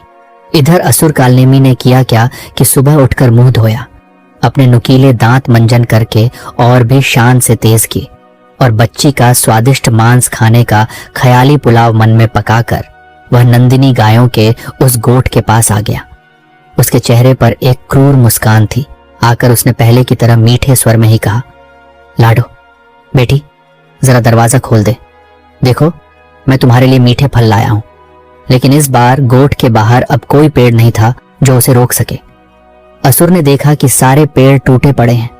फिर भी जैसे ही उसने दरवाजा खोलने की आवाज दी, जो अंबाड़ी का पेड़ कल टूटा था, उसकी बची हुई टहनियों में से एक धीमी आवाज आई, नहीं नहीं बेटी, दरवाजा मत खोलना, ये राक्षस तुझे खा जाएगा, इस पर भरोसा मत करना। असुर ने दौड़कर उस टूटे हुए तने पर गुस्से से 4-5 लातें मारी, जिससे उसके टुकड़े टुकड़े हो गए। इस तरह असुर ने गोठ के आसपास के सब पेड़ तोड़ डाले। आखिर में उसे रोकने वाला एक भी पेड़ नहीं बचा तो वह अपनी पूरी शक्ति लगाकर दरवाजा तोड़ने लगा। एक भीषण आवाज के साथ दरवाजा टूट गया और वह गोठ के अंदर घुसा। इधर वह अंदर घुसा तो उधर सभी गायें उसके अंदर आने की राह देख रही थी। गोठ का वातावरण अचानक एक अजीब सी शांति से भर गया था, जो तूफान से पहले की शांति थी। असुर के अंदर पांव रखते ही जो गाय बच्ची को दूध पिलाती थी, कावेरी, उसने अपनी आंखें बड़ी की और अपनी पूरी शक्ति से अपना नुकीला सिंघाड़ा, सींग का वार उस पर पहले मारा। असुर चीख उठा। बाद में दूसरी गाय श्यामा ने, तीसरी गाय गौरी ने, ऐसा करके सभी नंदिनी गायों ने मिलकर उस पर हमला बोल दिया। उनकी ताकत और एकजुटता अकल्पनीय थी। उन्होंने उसकी कमर तोड़ी, हाथ पैर तोड़े और उसके विशाल शरीर को जख्मी करके दूर जंगल में फेंक दिया। असुर कालनेमी दर्द से तड़पता हुआ वहीं गिर पड़ा। उसके शरीर से रक्त बह रहा था और उसकी हड्डियां टूट चुकी थीं। उसने कभी नहीं सोचा था कि गायें इतनी शक्तिशाली हो सकती हैं। जख्मी असुर ने सोचा, सिर सलामत तो पगड़ी 50, मेरा जीवन बचा है, यही बहुत है। इसके बाद जीवन में कभी किसी बच्ची का मांस खाने की इच्छा नहीं रखूंगा। इन गायों ने मुझे ऐसा सबक सिखाया है कि मैं इसे कभी नहीं भूलूंगा। इधर राक्षस को सबक सिखाकर गायों ने बच्ची से कहा, बेटी, अब कोई राक्षस तुझे सताने यहां नहीं आएगा, तुम निर्भय रहो। हमने उसे ऐसा पाठ पढ़ाया है कि वह कभी वापस नहीं आएगा। तो और कुछ दिन सुख शांति से बीत गए। अब गुड़िया केवल एक बच्ची नहीं रही, बल्कि एक सुंदर सी कन्या बन गई थी। उसका डर भी कम हो गया।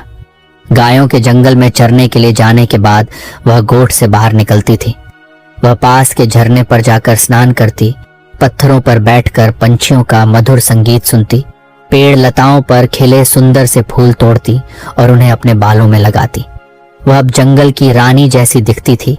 प्रकृति की गोद में पली बढ़ी एक दिव्य बाला। एक दिन हमेशा की तरह वह निर्जरणी पर स्नान करके फूल तोड़ रही थी। उसके सुनहरे बाल हवा में लहरा रहे थे और उसकी हंसी झरने की आवाज के साथ घुल मिल रही थी।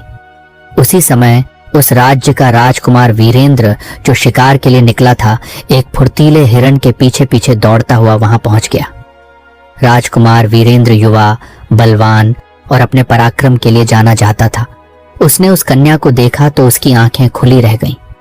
उसने पहले कभी ऐसी सुंदरता नहीं देखी थी। उसकी देह पर पत्तों से बनी पोशाक थी और उसके बालों में जंगली फूलों का मुकुट। राजकुमार को वह बहुत भा गई। वह पहली नजर में ही उस पर मोहित हो गया। राजकुमार वीरेंद्र ने साहस करके कन्या से बात करने का प्रयत्न किया। हे सुंदरी, तुम कौन हो और इस घने जंगल में अकेली क्या कर रही हो? उसकी आवाज में सम्मान और जिज्ञासा थी। लेकिन गुड़िया, जो मनुष्यों से दूर रही थी, राजकुमार को देखकर घबरा गई। उसने अपनी माताओं की चेतावनी याद की कि मनुष्य अक्सर छल करते हैं। वह तुरंत डर गई। वह दौड़कर गोठ में घुस गई और उसने दरवाजा कसकर बंद कर लिया। राजकुमार वीरेंद्र हैरान रह गया। वह नहीं चाहता था कि कन्या डरे। वह थोड़ी देर तक वहीं खड़ा रहा। उसकी आंखों में उस कन्या की छवि घूम रही थी। वह अपनी राजसी वेशभूषा और धनुष बाण के साथ जंगल में खड़ा एक अजीब सी बेचैनी महसूस कर रहा था। वह अपने घर गया और अपनी माता राजमाता सुनैना को उसने अपने प्यार की बात बताई। राजमाता सुनैना एक दयालु और समझदार महिला थी। राजकुमार ने उन्हें उस अद्भुत कन्या के बारे में बताया, उसकी सुंदरता और जंगल में उसके अकेले होने का रहस्य। राजमाता ने ध्यान से उसकी बात सुनी और फिर यह बात महाराज परमवीर को बताई।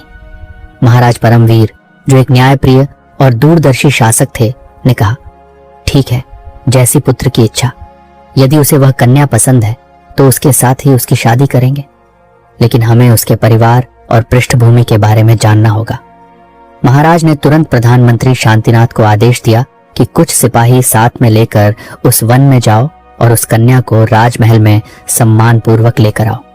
उन्होंने स्पष्ट रूप से कहा कि उसे किसी भी प्रकार की हानि न पहुंचाई जाए।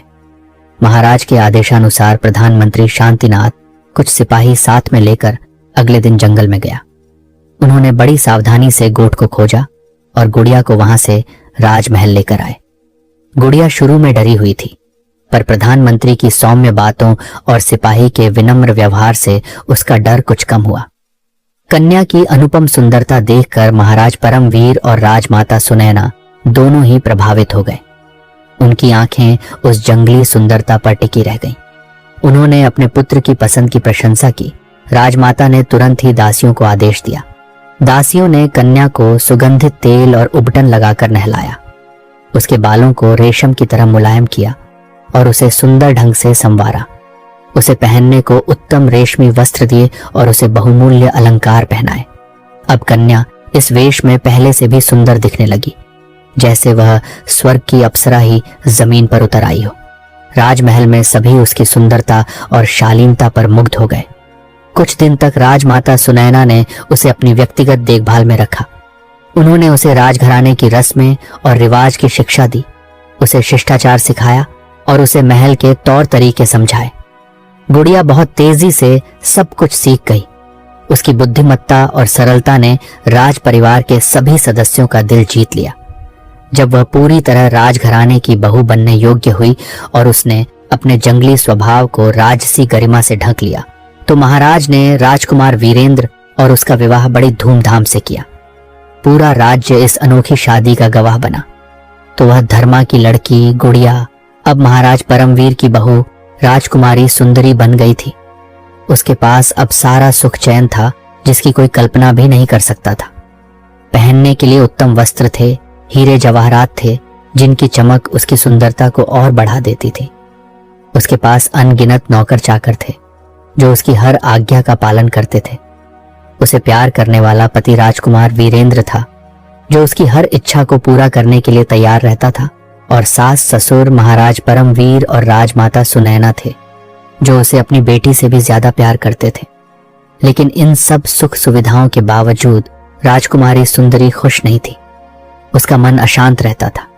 उसके चेहरे पर एक उदासी की छाया रहती थी जिसे कोई नहीं समझ पा रहा था। उसे अपनी गौ माताओं की बहुत याद आती थी।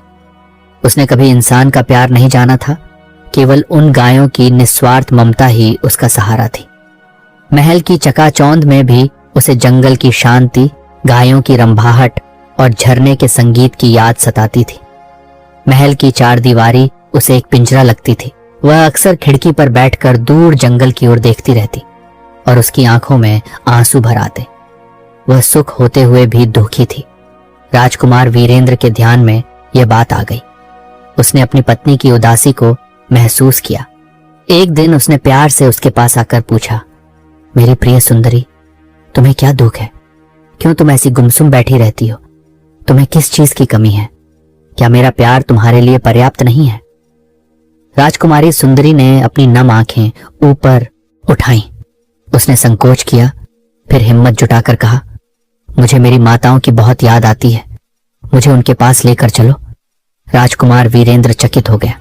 उसने कहा, तुम्हारी माताएं? तुम तो एक कुम्हार की बेटी हो। तुम्हारी माँ तो गांव में रहती है। क्या तुम उनसे मिलना चाहती हो? राजकुमारी सुंदरी ने धीरे से अपना सिर हिलाया। नहीं, मेरी माताएं वे नहीं हैं जिन्होंने मुझे जन्म दिया। मेरी माताएं वे गौएं हैं जिन्होंने मुझे जंगल में पाला, मुझे दूध पिलाया और मेरी रक्षा की। राजकुमार वीरेंद्र हैरान रह गया। गायें तुम्हारी माताएं? उसे विश्वास नहीं हो रहा था। ये एक ऐसी बात थी जिसे सुनकर कोई भी अचंभित हो जाता।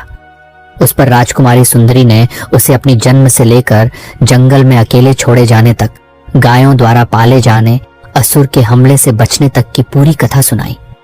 उसने अपनी आवाज में सारी पीड़ा, सारा प्यार और सारी कृतज्ञता उड़ेल दी। यह सुनकर राजकुमार वीरेंद्र का हृदय पिघल गया। उसे अपनी पत्नी पर असीम प्यार और सम्मान महसूस हुआ। उसने कहा, ठीक है मेरी प्रिय सुंदरी, मैं तुम्हें तुम्हारी माताओं के पास लेकर चलता हूं। तुम्हारी माताओं ने तुम्हें जन्म देने वाली मां से भी बढ़कर प्यार दिया है। उनका सम्मान करना मेरा भी कर्तव्य है।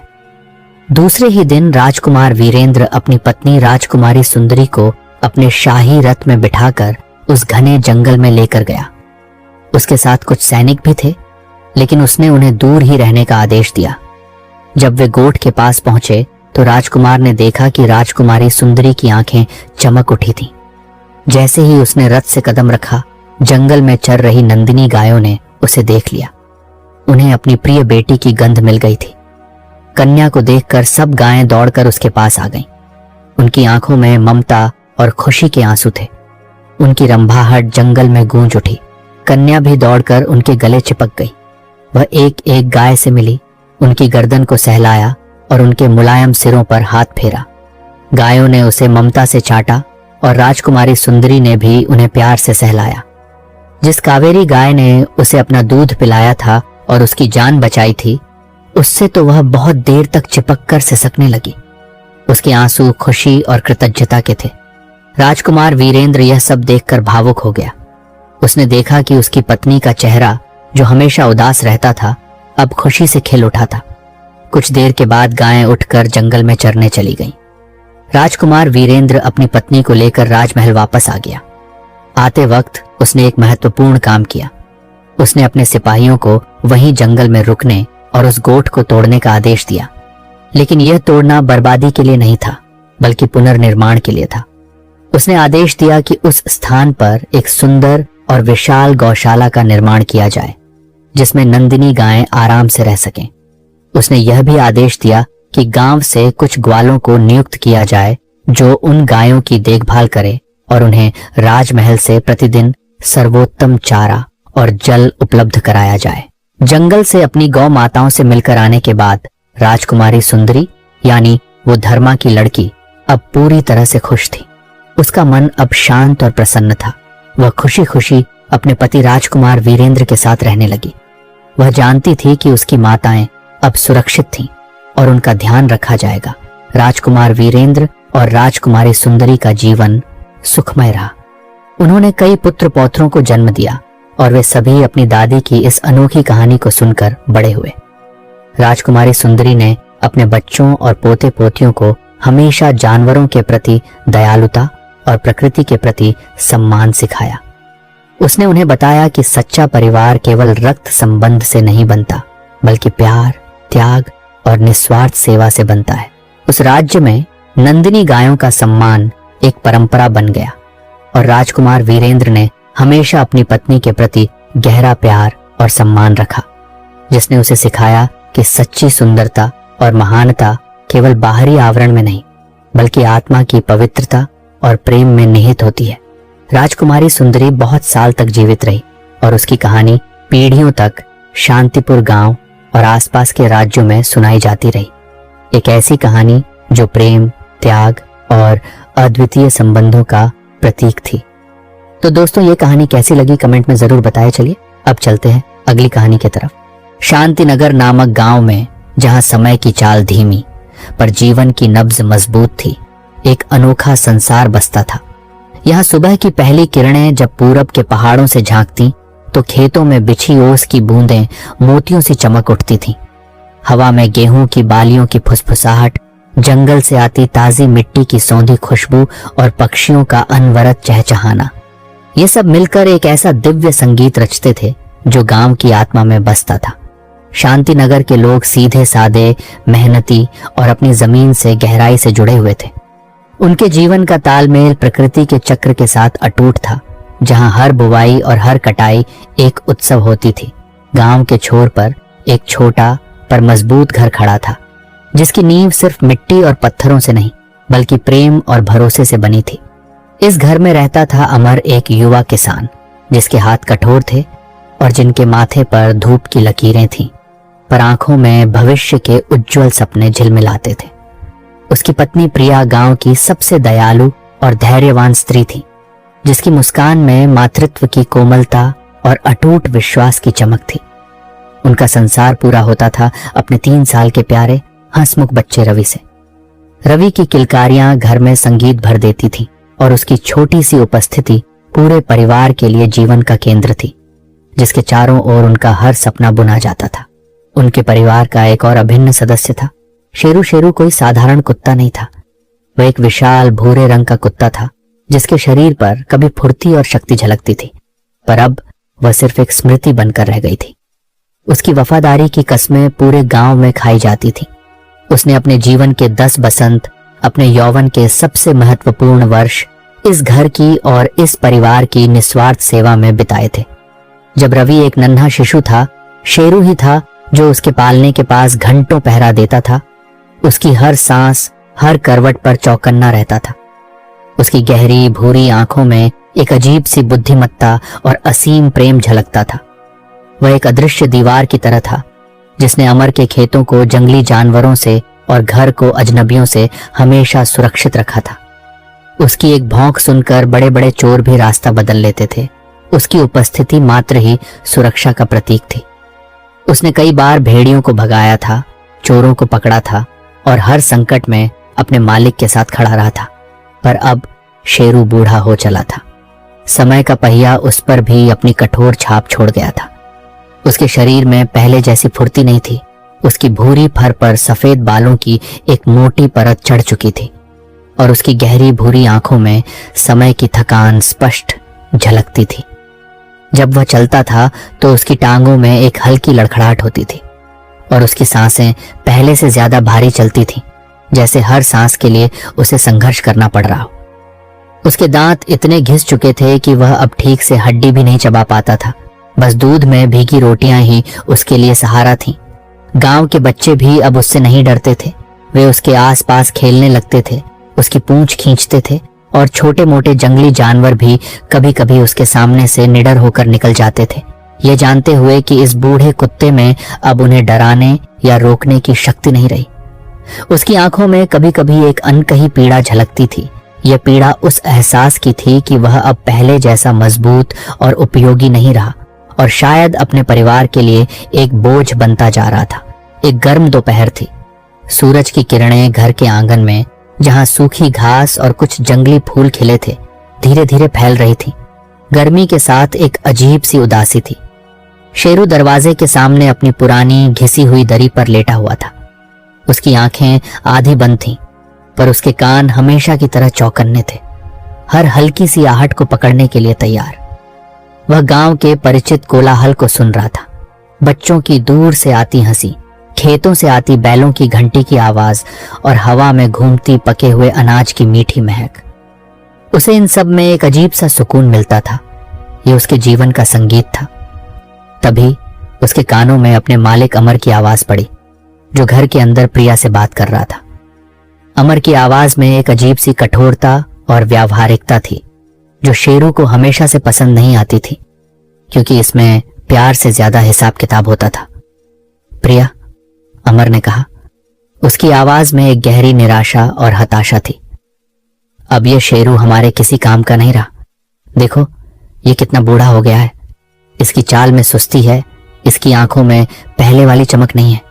ये अब न तो घर की अच्छी तरह रखवाली कर पाता है और न ही हमारी भेड़ों की। रात को भेड़ों के बाड़े से आती उसकी कमजोर भौंक को सुनकर मुझे और चिंता होती है। लगता है जैसे कोई भेड़िया कभी भी हमारी सारी भेड़ें ले जा सकता है। ये तो अब बस एक बोझ बन गया है प्रिया, एक ऐसा बोझ जिसे मैं और नहीं उठा सकता। मेरे पास इसके लिए और अनाज नहीं है। इसकी दवाइयों का खर्च भी बढ़ता जा रहा है। मेरा मन कर रहा है कि कल सुबह ही इसे गांव के बाहर दूर कहीं जंगल में छोड़ आऊं, इसे किसी सुनसान जगह पर। अब इसकी जगह एक जवान और फुर्तीला कुत्ता चाहिए, जो हमारे खेतों और परिवार की सही मायने में रक्षा कर सके। हमारी आय उसी से जुड़ी है प्रिया, हमारे बच्चे का भविष्य उसी से जुड़ा है। शेरू का दिल डूब सा गया। उसके कानों में बोझ शब्द गूंजने लगा, एक ऐसी ध्वनि जो उसके आत्मसम्मान को कुचल रही थी, उसकी सारी वफादारी पर पानी फेर रही थी। उसकी आंखों में एक अजीब सी गहरी और अनकही उदासी तैर गई। इतने साल उसने इस घर की सेवा की थी, हर रात जागकर पहरा दिया था, हर सुबह मालिक के लिए अपनी पूंछ हिलाई थी, इस परिवार को अपना सब कुछ माना था, अपना पूरा जीवन दे दिया था। और आज उसके मालिक की जुबान से ये शब्द। उसे लगा जैसे किसी ने उसके सीने पर एक भारी ठंडा पत्थर रख दिया हो, जिससे उसकी सांसें अटक गई हों। उसकी पुरानी हड्डियां दर्द करने लगी, पर यह दर्द शारीरिक नहीं था, यह आत्मिक था। उसके अस्तित्व का दर्द था, एक वफादार हृदय पर लगा घाव था। उसे लगा जैसे उसकी पूरी जिंदगी, उसकी सारी वफादारी, उसका सारा प्यार, सब कुछ शून्य हो गया हो। प्रिया, जो स्वभाव से बहुत दयालु, संवेदनशील और मातृत्व के गुणों से भरपूर थी, तुरंत बोल उठी। उसकी आवाज में दुख, गुस्सा और एक गहरी वेदना थी। नहीं अमर, ये तुम क्या कह रहे हो? तुम ये सोच भी कैसे सकते हो? क्या तुम्हारा दिल पत्थर का हो गया है? इस शेरू ने अपने जीवन के 10 साल, अपने यौवन के 10 साल हमारी सेवा में बिताए हैं। हमारे परिवार की ढाल बनकर रहा है। जब तुम व्यापार के लिए गांव से बाहर होते थे, जब मैं अकेली होती थी, तब यही तो था जो रात भर जागकर पहरा देता था, हमारी सुरक्षा सुनिश्चित करता था। जब रवि एक नन्हा शिशु था, यही तो था जो उसके पालने के पास घंटों चौकीदारी करता था, उसे हर खतरे से बचाता था। क्या हम इसकी निस्वार्थ सेवा, इसके अटूट प्रेम का यही इनाम देंगे? इसे यूं ही फेंक देंगे जैसे कोई पुराना बेकार कपड़ा? क्या तुम भूल गए जब उस चोर ने घर में घुसने की कोशिश की थी और शेरू ने उसे अकेले ही भगा दिया था? जब एक भेड़िया हमारे बाड़े में घुस गया था और शेरू ने उसे अपनी जान जोखिम में डालकर मार भगाया था? ईश्वर ने हमें सब कुछ दिया है, अनाज, पशुधन, एक प्यारा बच्चा। क्या हम अपने इस वफादार साथी को, अपने परिवार के सदस्य को 2 वक्त की रोटी भी नहीं दे सकते? यह हमारा साथी है, अमर। यह हमारा परिवार का हिस्सा है। यह एहसान नहीं है, यह हमारा कर्तव्य है। अमर ने गहरी सांस ली। उसकी आवाज में अब भी कठोरता थी, पर प्रिया के भावनात्मक तर्क ने उसे थोड़ा विचलित किया था। उसकी झुंझलाहट अब उसके चेहरे पर साफ दिख रही थी। तुम मूर्ख हो प्रिया, भावनाओं में मत बहो, सेंटिमेंटल मत बनो, व्यावहारिकता देखो। अब यह कुत्ता उतना फुर्तीला नहीं रहा। इस कुत्ते से अब अच्छी तरह घर और खेतों की रखवाली नहीं होती। अगर कोई बड़ा चोर आ जाए तो यह शायद भौंक भी ना पाए, या कोई बड़ी भेड़िया हमारी सारी भेड़ें चुरा ले जाए तो यह उसे रोकने में असमर्थ होगा। जंगली जानवर हमारी भेड़ों पर हमला करें तो यह उन्हें रोकने में बेबस होगा।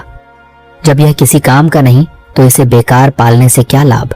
यह हमारे लिए एक अतिरिक्त खर्च है प्रिया। हाँ, इसने इतने साल हमारी सेवा की तो हमने भी इसे भरपूर भोजन और प्यार से पाला। कोई एहसान नहीं किया हमने इस पर। यह एक सौदा था, सेवा के बदले भोजन, एक व्यापारिक रिश्ता। पर अब मुझे इसकी जरूरत नहीं है। हमें एक जवान मजबूत कुत्ते की जरूरत है प्रिया। तुम समझ क्यों नहीं रही हो? हमारा परिवार का भविष्य, हमारे बच्चे का भविष्य, हमारी भेड़ें, हमारा खेत, सब उसी पर निर्भर करता है। शेरू ने लेटे लेटे ही अपनी आंखें बंद कर लीं। उसके कानों में अमर के कठोर शब्द गूंज रहे थे, अब मुझे इसकी जरूरत नहीं है। ये एक सौदा था। ये शब्द तीर की तरह उसके दिल में ढस गए। उसने सोचा, क्या मेरी वफादारी, मेरा प्यार, मेरी सारी सेवा बस एक सौदा थी? क्या मैं एक जानवर ही हूं जिसे उपयोग के बाद फेंक दिया जाएगा? क्या मेरे जीवन का कोई और अर्थ नहीं है? उसे लगा जैसे उसकी पूरी जिंदगी का मोल शून्य हो गया हो, उसका अस्तित्व ही व्यर्थ हो गया हो। मौत का डर उसके अंदर घर करने लगा। पर इससे भी ज्यादा भयानक था अकेलेपन का डर, अपनों से बिछड़ने का डर, उस परिवार से दूर होने का डर जिसे उसने अपना पूरा जीवन दिया था। उसे पता था कि अमर जो कहता है वह करता है। कल तक उसे गांव के बाहर छोड़ दिया जाएगा, जहां वह अकेला, बूढ़ा और असहाय जंगली जानवरों का शिकार बन जाएगा, या भूखा प्यासा भटकता रहेगा। उसके मन में अपने मालिक के प्रति कोई शिकायत नहीं थी, बस एक गहरी अनकही पीड़ा और एक दर्दनाक स्वीकारोक्ति थी। अमर और प्रिया की बहस अभी जारी थी। उनके स्वर ऊंचे होते जा रहे थे, उनके बीच की दूरी बढ़ती जा रही थी। पर शेरू अब वहां और नहीं रह सकता था। उसका दिल घुट रहा था, जैसे उसकी सांसें अटक रही हों, उसका अस्तित्व ही उस कमरे में दम तोड़ रहा हो। बिना किसी को बताए, बिना किसी शोर के उसने अपनी दरी से उठने के लिए अपनी पूरी शक्ति लगाई। उसकी चाल पहले से भी ज्यादा धीमी और लड़खड़ाती हुई थी, पर उसके कदम दृढ़ थे। वह घर से बाहर निकल गया, खेतों की पगडंडियों पर धीमे धीमे चलता हुआ, गांव की परिचित गलियों को पीछे छोड़ता हुआ जंगल की ओर बढ़ रहा था। उसकी आंखों में एक अजीब सी चमक थी, जैसे वह किसी अंतिम उम्मीद की तलाश में जा रहा हो। वह जानता था कि इस विशाल जंगल में उसका बचपन का दोस्त रहता है, एक बुद्धिमान और विशालकाय भालू जिसका नाम था बुद्धिराज शेरू, और बुद्धिराज की दोस्ती किसी अजूबे से कम नहीं थी। जब शेरू एक नन्हा पिल्ला था और कभी शिकार के दौरान जंगल में भटक जाता था, तो बुद्धिराज ही उसे रास्ता दिखाता था, जंगली जानवरों से बचाता था, और कभी कभी तो उसे अपनी गुफा में रात भर शरण भी देता था। उनकी दोस्ती अजीब थी, पर सच्ची थी, जो किसी भी मानव रिश्ते से ज्यादा गहरी थी, जो समझ और सम्मान पर आधारित थी। वे एक दूसरे को समझते थे, बिना शब्दों के, केवल आंखों के इशारों से, एक गहरी भावना के स्तर पर। जंगल में पहुंचकर शेरू को बुद्धिराज अपने पसंदीदा बड़े पेड़ के नीचे एक विशाल चट्टान के पास आराम करते हुए दिखा। बुद्धिराज की आंखें बंद थीं, पर उसने शेरू की हल्की आहट सुन ली थी। उसने धीरे से अपनी बड़ी भूरी आंखें खोली और अपने बूढ़े दोस्त को देखा। शेरू उसके पास गया। उसकी आंखों में दर्द और लाचारी साफ दिख रही थी। उसके पूरे शरीर में एक अजीब सी कंपकंपी थी। उसकी पूंछ भी पहले जैसी नहीं हिल रही थी, वह बस एक कोने में उदास बैठी थी। वह बुद्धिराज के सामने बैठ गया और अपनी सारी कहानी बताई, अपने मालिक की कठोर बातें, प्रिया की दयालुता और अपने दुर्भाग्य को कोसने लगा। अब मैं क्या करूं बुद्धिराज? शेरू की आवाज कांप रही थी। उसमें एक टूटन थी, एक गहरा दर्द था। मैं तो मारा जाऊंगा। अमर मुझे कल गांव के बाहर छोड़ देगा, जहां मैं अकेला, बूढ़ा और असहाय जंगली जानवरों का शिकार बन जाऊंगा, या भूखा प्यासा भटकता रहूंगा जब तक मर नहीं जाता। मेरी जिंदगी का अब कोई मोल नहीं रहा। मैंने अपनी पूरी जिंदगी उनकी सेवा की और अब मेरा अंत आ गया है। मैं क्या करूं? बुद्धिराज ने शेरू की बात ध्यान से सुनी। उसके बड़े कान हर शब्द को पकड़ रहे थे। उसने अपने दोस्त की पीड़ा को समझा। उसकी आंखों में भी हल्की सी उदासी छा गई। उसने धीरे से शेरू के कंधे पर अपना विशाल नरम पंजा रखा और धीरे से बोला। उसकी आवाज में एक अजीब सी शांति और आश्वासन था। दोस्त, घबराओ मत। तुम मेरे सच्चे दोस्त हो। तुमने मेरी कितनी बार मदद की है जब मुझे जंगल में मुश्किल हुई है, जब मैं कभी शिकारी के फंदे में फंस गया था। इस मुसीबत में मैं तेरी सहायता जरूर करूंगा। हम पुराने दोस्त हैं और दोस्तों को एक दूसरे की मदद करनी चाहिए, चाहे कुछ भी हो जाए। मेरे दिमाग में एक विचार है, एक योजना। ये तुम्हारी आखिरी उम्मीद है और इसे सफल होना होगा। अगर तू उस पर ठीक से अमल करेगा तो तेरी जान बच सकती है और तेरा मालिक तुझे फिर से प्यार करने लगेगा, पहले से भी कहीं ज्यादा। वह कभी सोच भी नहीं पाएगा कि उसे तुम्हें छोड़ना चाहिए। शेरू की आंखों में आशा की एक हल्की कमजोर किरण जगी। उसकी उदासी थोड़ी कम हुई, जैसे अंधेरी रात में कोई जुगनू चमक उठे और रास्ता दिखाए। क्या योजना है बुद्धिराज? मुझे बताओ। मैं कुछ भी करूंगा अपनी जान बचाने के लिए, अपने परिवार के पास रहने के लिए, उनके लिए फिर से उपयोगी बनने के लिए। बुद्धिराज ने शेरू को अपनी योजना विस्तार से बताई। उसकी आवाज में एक अजीब सी गंभीरता और चालाकी थी, जैसे वह कोई बड़ा नाटक रच रहा हो। कल सुबह जब सूरज उगेगा और गांव जागेगा, अमर अपनी पत्नी प्रिया और अपने छोटे बच्चे रवि के साथ खेतों में जाएगा। तुम जानते हो, उनके छोटे बच्चे की देखभाल करने वाला घर में कोई नहीं है और रवि बहुत छोटा है। वह हमेशा अपनी माँ के पास रहना पसंद करता है, उसके बिना नहीं रह पाता। खेतों में काम करते समय प्रिया रवि को वहीं नर्म घास फूस पर या पुआल के ढेर पर आराम से लिटा देगी। तुम रवि से कुछ दूरी पर बैठकर उसकी रखवाली करना, जैसे तुम हमेशा करते हो, पर इस बार तुम्हारी आंखें जंगल की ओर होनी चाहिए। हर आहट पर चौकस रहना। जब मैं वहां आऊंगा तो मैं उस बच्चे को उठाऊंगा, उसे अपने पंजों में उठाऊंगा, जैसे उसे जंगल में ले जा रहा हूं, और धीरे धीरे जंगल की ओर बढ़ने लगूंगा, पर बच्चे को कोई नुकसान नहीं पहुंचाऊंगा। बुद्धिराज थोड़ा रुका। उसने शेरू की आंखों में देखा। उस समय तू जोर जोर से भौंकना, अपनी पूरी ताकत से, अपनी हर अंतिम सांस को लगाकर और मुझसे लड़ने का नाटक करना। तू मुझसे ऐसे लड़ना जैसे बच्चे को बचाने के लिए अपनी जान पर खेल रहा है, जैसे तुम सचमुच एक जानलेवा दुश्मन से लड़ रहे हो। तू मेरे पीछे दौड़ना, मुझ पर झपटना और मुझ पर हल्का सा काटना, जैसे मुझे भगाने की कोशिश कर रहा हो। मैं बच्चे को वहीं गिरा दूंगा और तेजी से जंगल की ओर भाग जाऊंगा, जैसे तूने मुझे मार गिराया हो, जैसे मैं तेरे सामने टिक नहीं पाया। इससे क्या होगा जानते हो? इससे तेरा मालिक अमर खुश हो जाएगा, इतना खुश जितना वह पहले कभी नहीं हुआ होगा। उसे लगेगा कि तू अभी भी कितना ताकतवर है, कि तूने एक विशाल भालू जैसे जानवर से उसके प्यारे बच्चे को बचा लिया। उसे लगेगा कि तू अभी भी उसके परिवार का रक्षक बन सकता है, बल्कि सबसे बड़ा रक्षक, जो उसकी आंखों का तारा बन जाएगा। वह तुझे कभी नहीं छोड़ेगा, बल्कि तुझे पहले से भी ज्यादा प्यार करने लगेगा, तेरी सेवा करेगा। उसे लगेगा कि तू अभी भी जंगली जानवरों से उसकी और उसके बच्चे की रक्षा कर सकता है।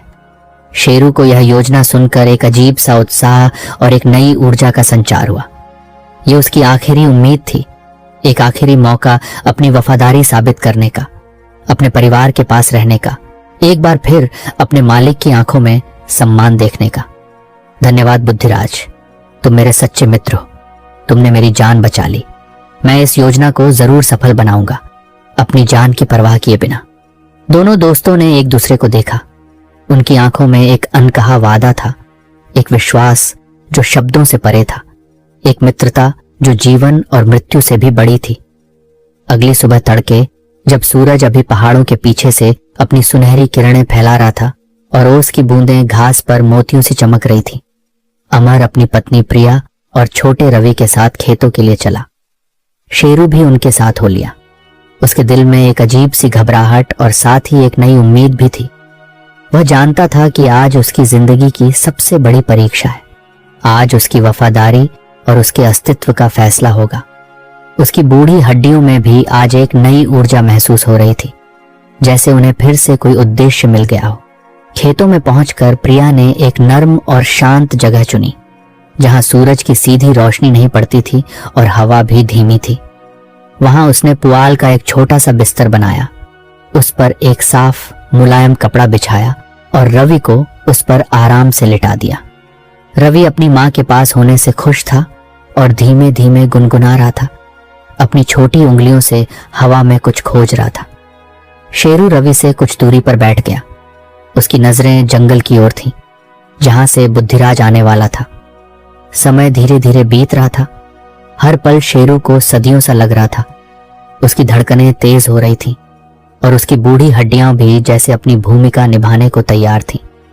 उसने हर उस बात को याद किया जो बुद्धिराज ने उसे बताई थी। हर हरकत, हर आवाज, हर प्रतिक्रिया।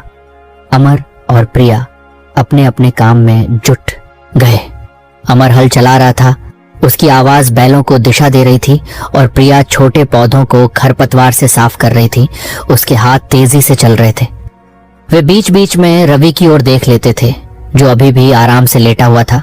उसकी मासूमियत ने पूरे माहौल को शांति से भर दिया था। फिर शेरू ने जंगल के किनारे से एक हल्की सी सरसराहट सुनी, जैसे कोई विशालकाय जीव पेड़ों के पत्तों को छूता हुआ, झाड़ियों को चीरता हुआ अदृश्य रूप से आ रहा हो। बुद्धिराज! वह चुपके से आया। उसकी विशाल छाया रवि के ऊपर पड़ी। बुद्धिराज ने धीरे से रवि को उठाया। उसकी चाल धीमी और नियंत्रित थी, ताकि रवि डरे नहीं और रोए नहीं। उसने रवि को अपने नरम पंजों में थामा और जैसे ही वह मुड़ा और जंगल की ओर बढ़ने लगा, शेरू ने अपनी पूरी ताकत और साहस जुटाकर भौंकना शुरू कर दिया। उसकी आवाज में एक अजीब सा गुस्सा, एक जंगलीपन था, जैसे वह अपनी जान पर खेलकर बच्चे को बचा रहा हो। उसकी आंखों में आग थी और उसके रोंगटे खड़े हो गए थे।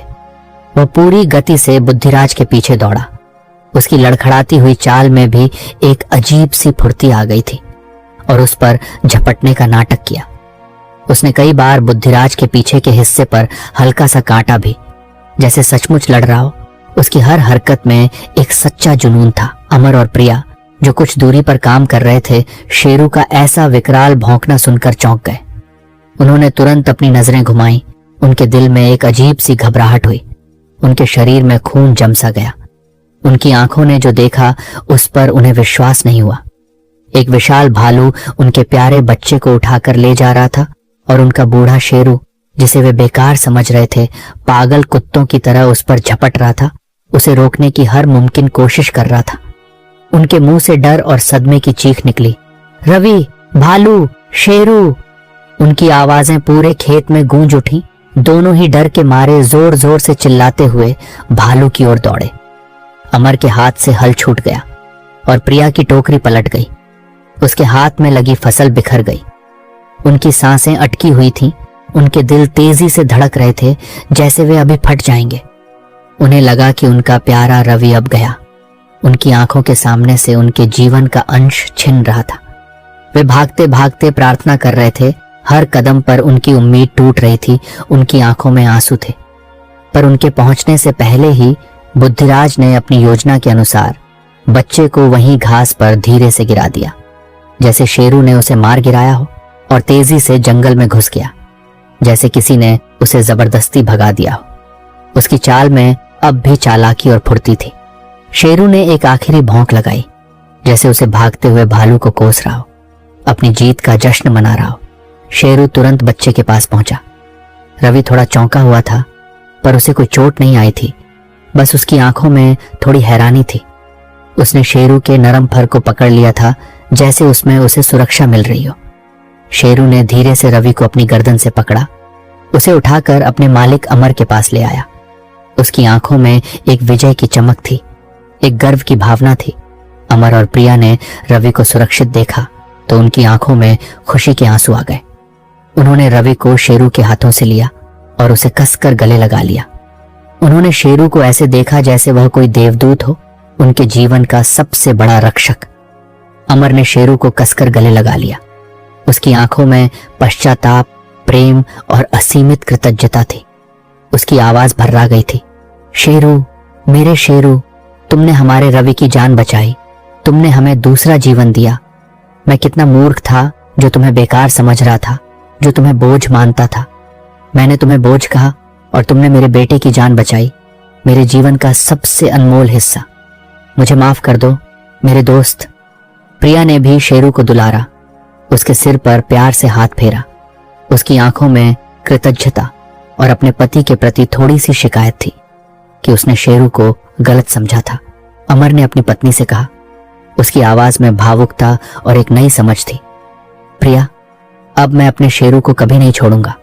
यह हमारा परिवार का हीरो है, हमारा सच्चा रक्षक। आज इसी ने हमारे बच्चे की जान बचाई है। आज से तुम इसे रोटियां दूध में भिगो कर देना प्रिया, क्योंकि यह बेचारा रोटियां अच्छी तरह चबा नहीं सकता। इसका ख्याल रखना, इसे हर वो चीज देना जो यह चाहे, जैसे यह हमारा अपना बच्चा हो। इसे सबसे अच्छा भोजन देना और इसे कभी भी अकेला मत छोड़ना। यह हमारे घर का गौरव है, हमारे परिवार का सबसे वफादार सदस्य। उस दिन के बाद से शेरू की जिंदगी पूरी तरह बदल गई। वह अब घर का एक सम्मानित सदस्य था, एक बूढ़ा रक्षक जिसकी कहानी पूरे गांव में फैल गई थी। बच्चे उसे देखकर खुशी से चिल्लाते थे, देखो, वह शेरू है जिसने रवि को भालू से बचाया। शेरू को यह सब अच्छा लगता था, पर उसकी सबसे बड़ी खुशी अपने परिवार के साथ रहने में थी, उनकी सुरक्षा करने में थी, चाहे अब वह कितना भी बूढ़ा क्यों ना हो गया हो। अमर और प्रिया उसे कभी अकेला नहीं छोड़ते थे, बल्कि वे उसे अपने हर काम में शामिल करते थे, उसे अपने पास बिठाते थे। शेरू की जिंदगी आराम से गुजरने लगी, प्यार और देखभाल से भरी हुई। वह अब केवल एक कुत्ता नहीं, बल्कि परिवार का एक पूजनीय सदस्य था, जिसने अपनी वफादारी और साहस से अपने मालिक का दिल जीत लिया था। रवि भी शेरू को बहुत प्यार करता था और अक्सर उसकी गर्दन पर अपना छोटा सा सिर रखकर सो जाता था या उसकी पुरानी पर को सहलाता रहता था। शेरू के पुराने घाव भरने लगे थे, उसके मन का दर्द मिट गया था और उसकी आंखों में फिर से जीवन की चमक आ गई थी। कई दिन, कई महीने बीत गए। शेरू अपनी नई आरामदायक जिंदगी जी रहा था। अमर और प्रिया उसे कभी अकेला नहीं छोड़ते थे, बल्कि वे उसे अपने हर काम में शामिल करते थे, उसे हर समय अपने पास रखते थे। गांव में उसकी कहानी एक किंवदंती बन गई थी। बच्चे उसे देखकर खुशी से चिल्लाते थे, देखो, वह शेरू है जिसने रवि को भालू से बचाया। शेरू को यह सब अच्छा लगता था, पर उसकी सबसे बड़ी खुशी अपने परिवार के साथ रहने में थी, उनकी सुरक्षा करने में थी, चाहे अब वह कितना भी बूढ़ा क्यों ना हो गया हो। एक सर्द रात थी, जब अमावस्या थी और चांद बादलों के पीछे छिपा था। गांव में चारों ओर घना अंधेरा छाया हुआ था। तेज हवा चल रही थी और दूर से भेड़ियों की डरावनी आवाजें आ रही थी, जो रात के सन्नाटे को चीर रही थी। शेरू हमेशा की तरह घर के आगे बैठा घर की रखवाली कर रहा था। उसकी आंखें आधी बंद थीं, पर उसके कान हवा में हर हल्की सी आहट को महसूस कर रहे थे। तभी जंगल से एक भारी सी आवाज आई, जैसे कोई बड़ी चीज सूखी पत्तियों पर चल रही हो, और उसके पीछे कुछ और भी आ रहा था। शेरू तुरंत चौकन्ना हो गया, उसकी नसें खींच गईं। उसकी बूढ़ी नाक ने हवा में एक जानी पहचानी, पर अब ज्यादा तीव्र गंध पकड़ी, भालू की गंध। और फिर उसके दोस्त बुद्धिराज की फुसफुसाती आवाज उसके कानों में पड़ी। बुद्धिराज थोड़ा हताश और गुस्से में दिख रहा था। उसके बाल बिखरे हुए थे, उसकी आंखें लाल थीं और उसके शरीर में एक अजीब सी कमजोरी थी। मेरे मित्र शेरू, उसने धीमी पर गहरी आवाज में कहा, उसकी आवाज में एक अजीब सी बेबसी थी। मैं जानता हूं कि तू अपने मालिक का वफादार है, पर आजकल मुझे कोई अच्छा शिकार हाथ नहीं लगा है। जंगल में भोजन कम हो गया है, नदियां सूख रही हैं, शिकार मिलना मुश्किल हो गया है। मेरे बच्चे कई दिनों से भूखे हैं, वे कमजोर होते जा रहे हैं, उनकी आंखों में अब चमक नहीं रही। मैं खुद भी कई दिनों से खाली पेट हूं। मैंने तेरी मदद की थी और अब मैं तुझसे मदद मांगने आया हूं। क्या मैं तुम्हारे मालिक की एक तगड़ी सी भेड़ को उठाकर ले जाऊं? मुझे पता है तू वफादार है, पर मेरी जान और मेरे बच्चों की जान खतरे में है। अब मेरी मुसीबत में तुम मेरी सहायता करो, अन्यथा मेरे बच्चे भूखे मर जाएंगे और मैं उन्हें नहीं देख पाऊंगा। शेरू का दिल एक पल के लिए कांप गया। ये एक भयानक दुविधा थी, एक ऐसा नैतिक द्वंद्व जो उसके छोटे से मस्तिष्क में तूफान मचा रहा था। एक तरफ उसका मित्र था जिसने उसकी जान बचाई थी, जिसने उसे दूसरा जीवन दिया था और जिसके बच्चे भूखे थे, जिनकी आवाजें उसके कानों में गूंज रही थीं। और दूसरी तरफ उसका मालिक जिसने उसे अपना लिया था, उसे प्यार और सम्मान दिया था और जिसके प्रति उसकी वफादारी अटूट थी, जिसने उसे अपने परिवार का हिस्सा माना था। उसकी पुरानी आंखों में गहरी वेदना थी, एक गहरा संघर्ष चल रहा था। उसने कुछ देर सोचा, अपनी वफादारी के दो पल्लों को तौला। क्या वह अपने मित्र की जान बचाए या अपने मालिक की संपत्ति की रक्षा करे? क्या एक जान की कीमत ज्यादा थी या वफादारी का वचन?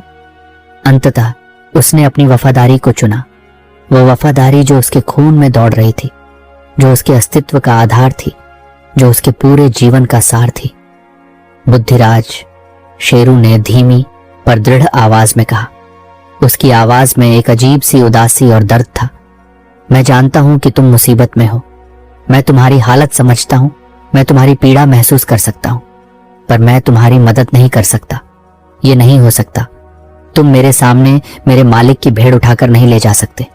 मैं अपने मालिक का नुकसान नहीं होने दूंगा। मैंने उन्हें वचन दिया है और मैंने उनसे जो प्यार, सम्मान और दूसरा जीवन पाया है, उसका बदला मैं उनकी संपत्ति को बचा कर ही दूंगा। मेरी वफादारी पहले मेरे मालिक के प्रति है, मेरे परिवार के प्रति। मुझे माफ कर दो दोस्त। बुद्धिराज को लगा कि शेरू शायद मजाक कर रहा है या बस औपचारिकता निभा रहा है। उसे विश्वास नहीं हुआ कि शेरू उसे सचमुच मना कर देगा, उसकी दोस्ती को ठुकरा देगा। उसने शेरू की बात पर कोई ध्यान नहीं दिया। उसने उसे चेतावनी समझा। उस रात तो वह चुपचाप वहां से चला गया, शायद यह सोचकर कि अगली बार शेरू नरम पड़ जाएगा या वह उसे चकमा दे पाएगा, या शेरू केवल डरा रहा है और वह चुपचाप अपना काम कर लेगा। पर अगली रात बुद्धिराज जैसे ही भेड़ों के बाड़े के नजदीक पहुंचा, शेरू ने तुरंत उसे देख लिया। शेरू ने जोर जोर से भौंकना शुरू कर दिया। उसकी आवाज में एक तीव्र चेतावनी थी, एक ऐसी आवाज जो अमर ने पहले कभी नहीं सुनी थी, जो उसकी हड्डियों तक को हिला रही थी, जो रात के सन्नाटे को चीर रही थी। शेरू की आवाज इतनी तेज थी कि पूरे गांव में गूंज उठी, जैसे वह कोई बड़ा खतरा बता रहा हो, एक अंतिम चेतावनी दे रहा हो।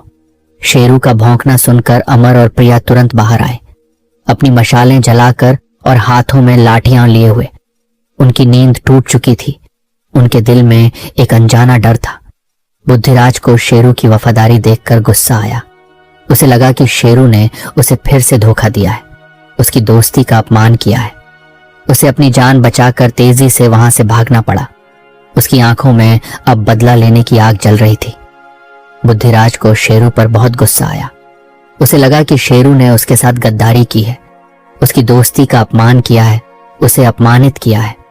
उसने शेरू को अपना मित्र माना था और शेरू ने उसे लगातार धोखा दिया था।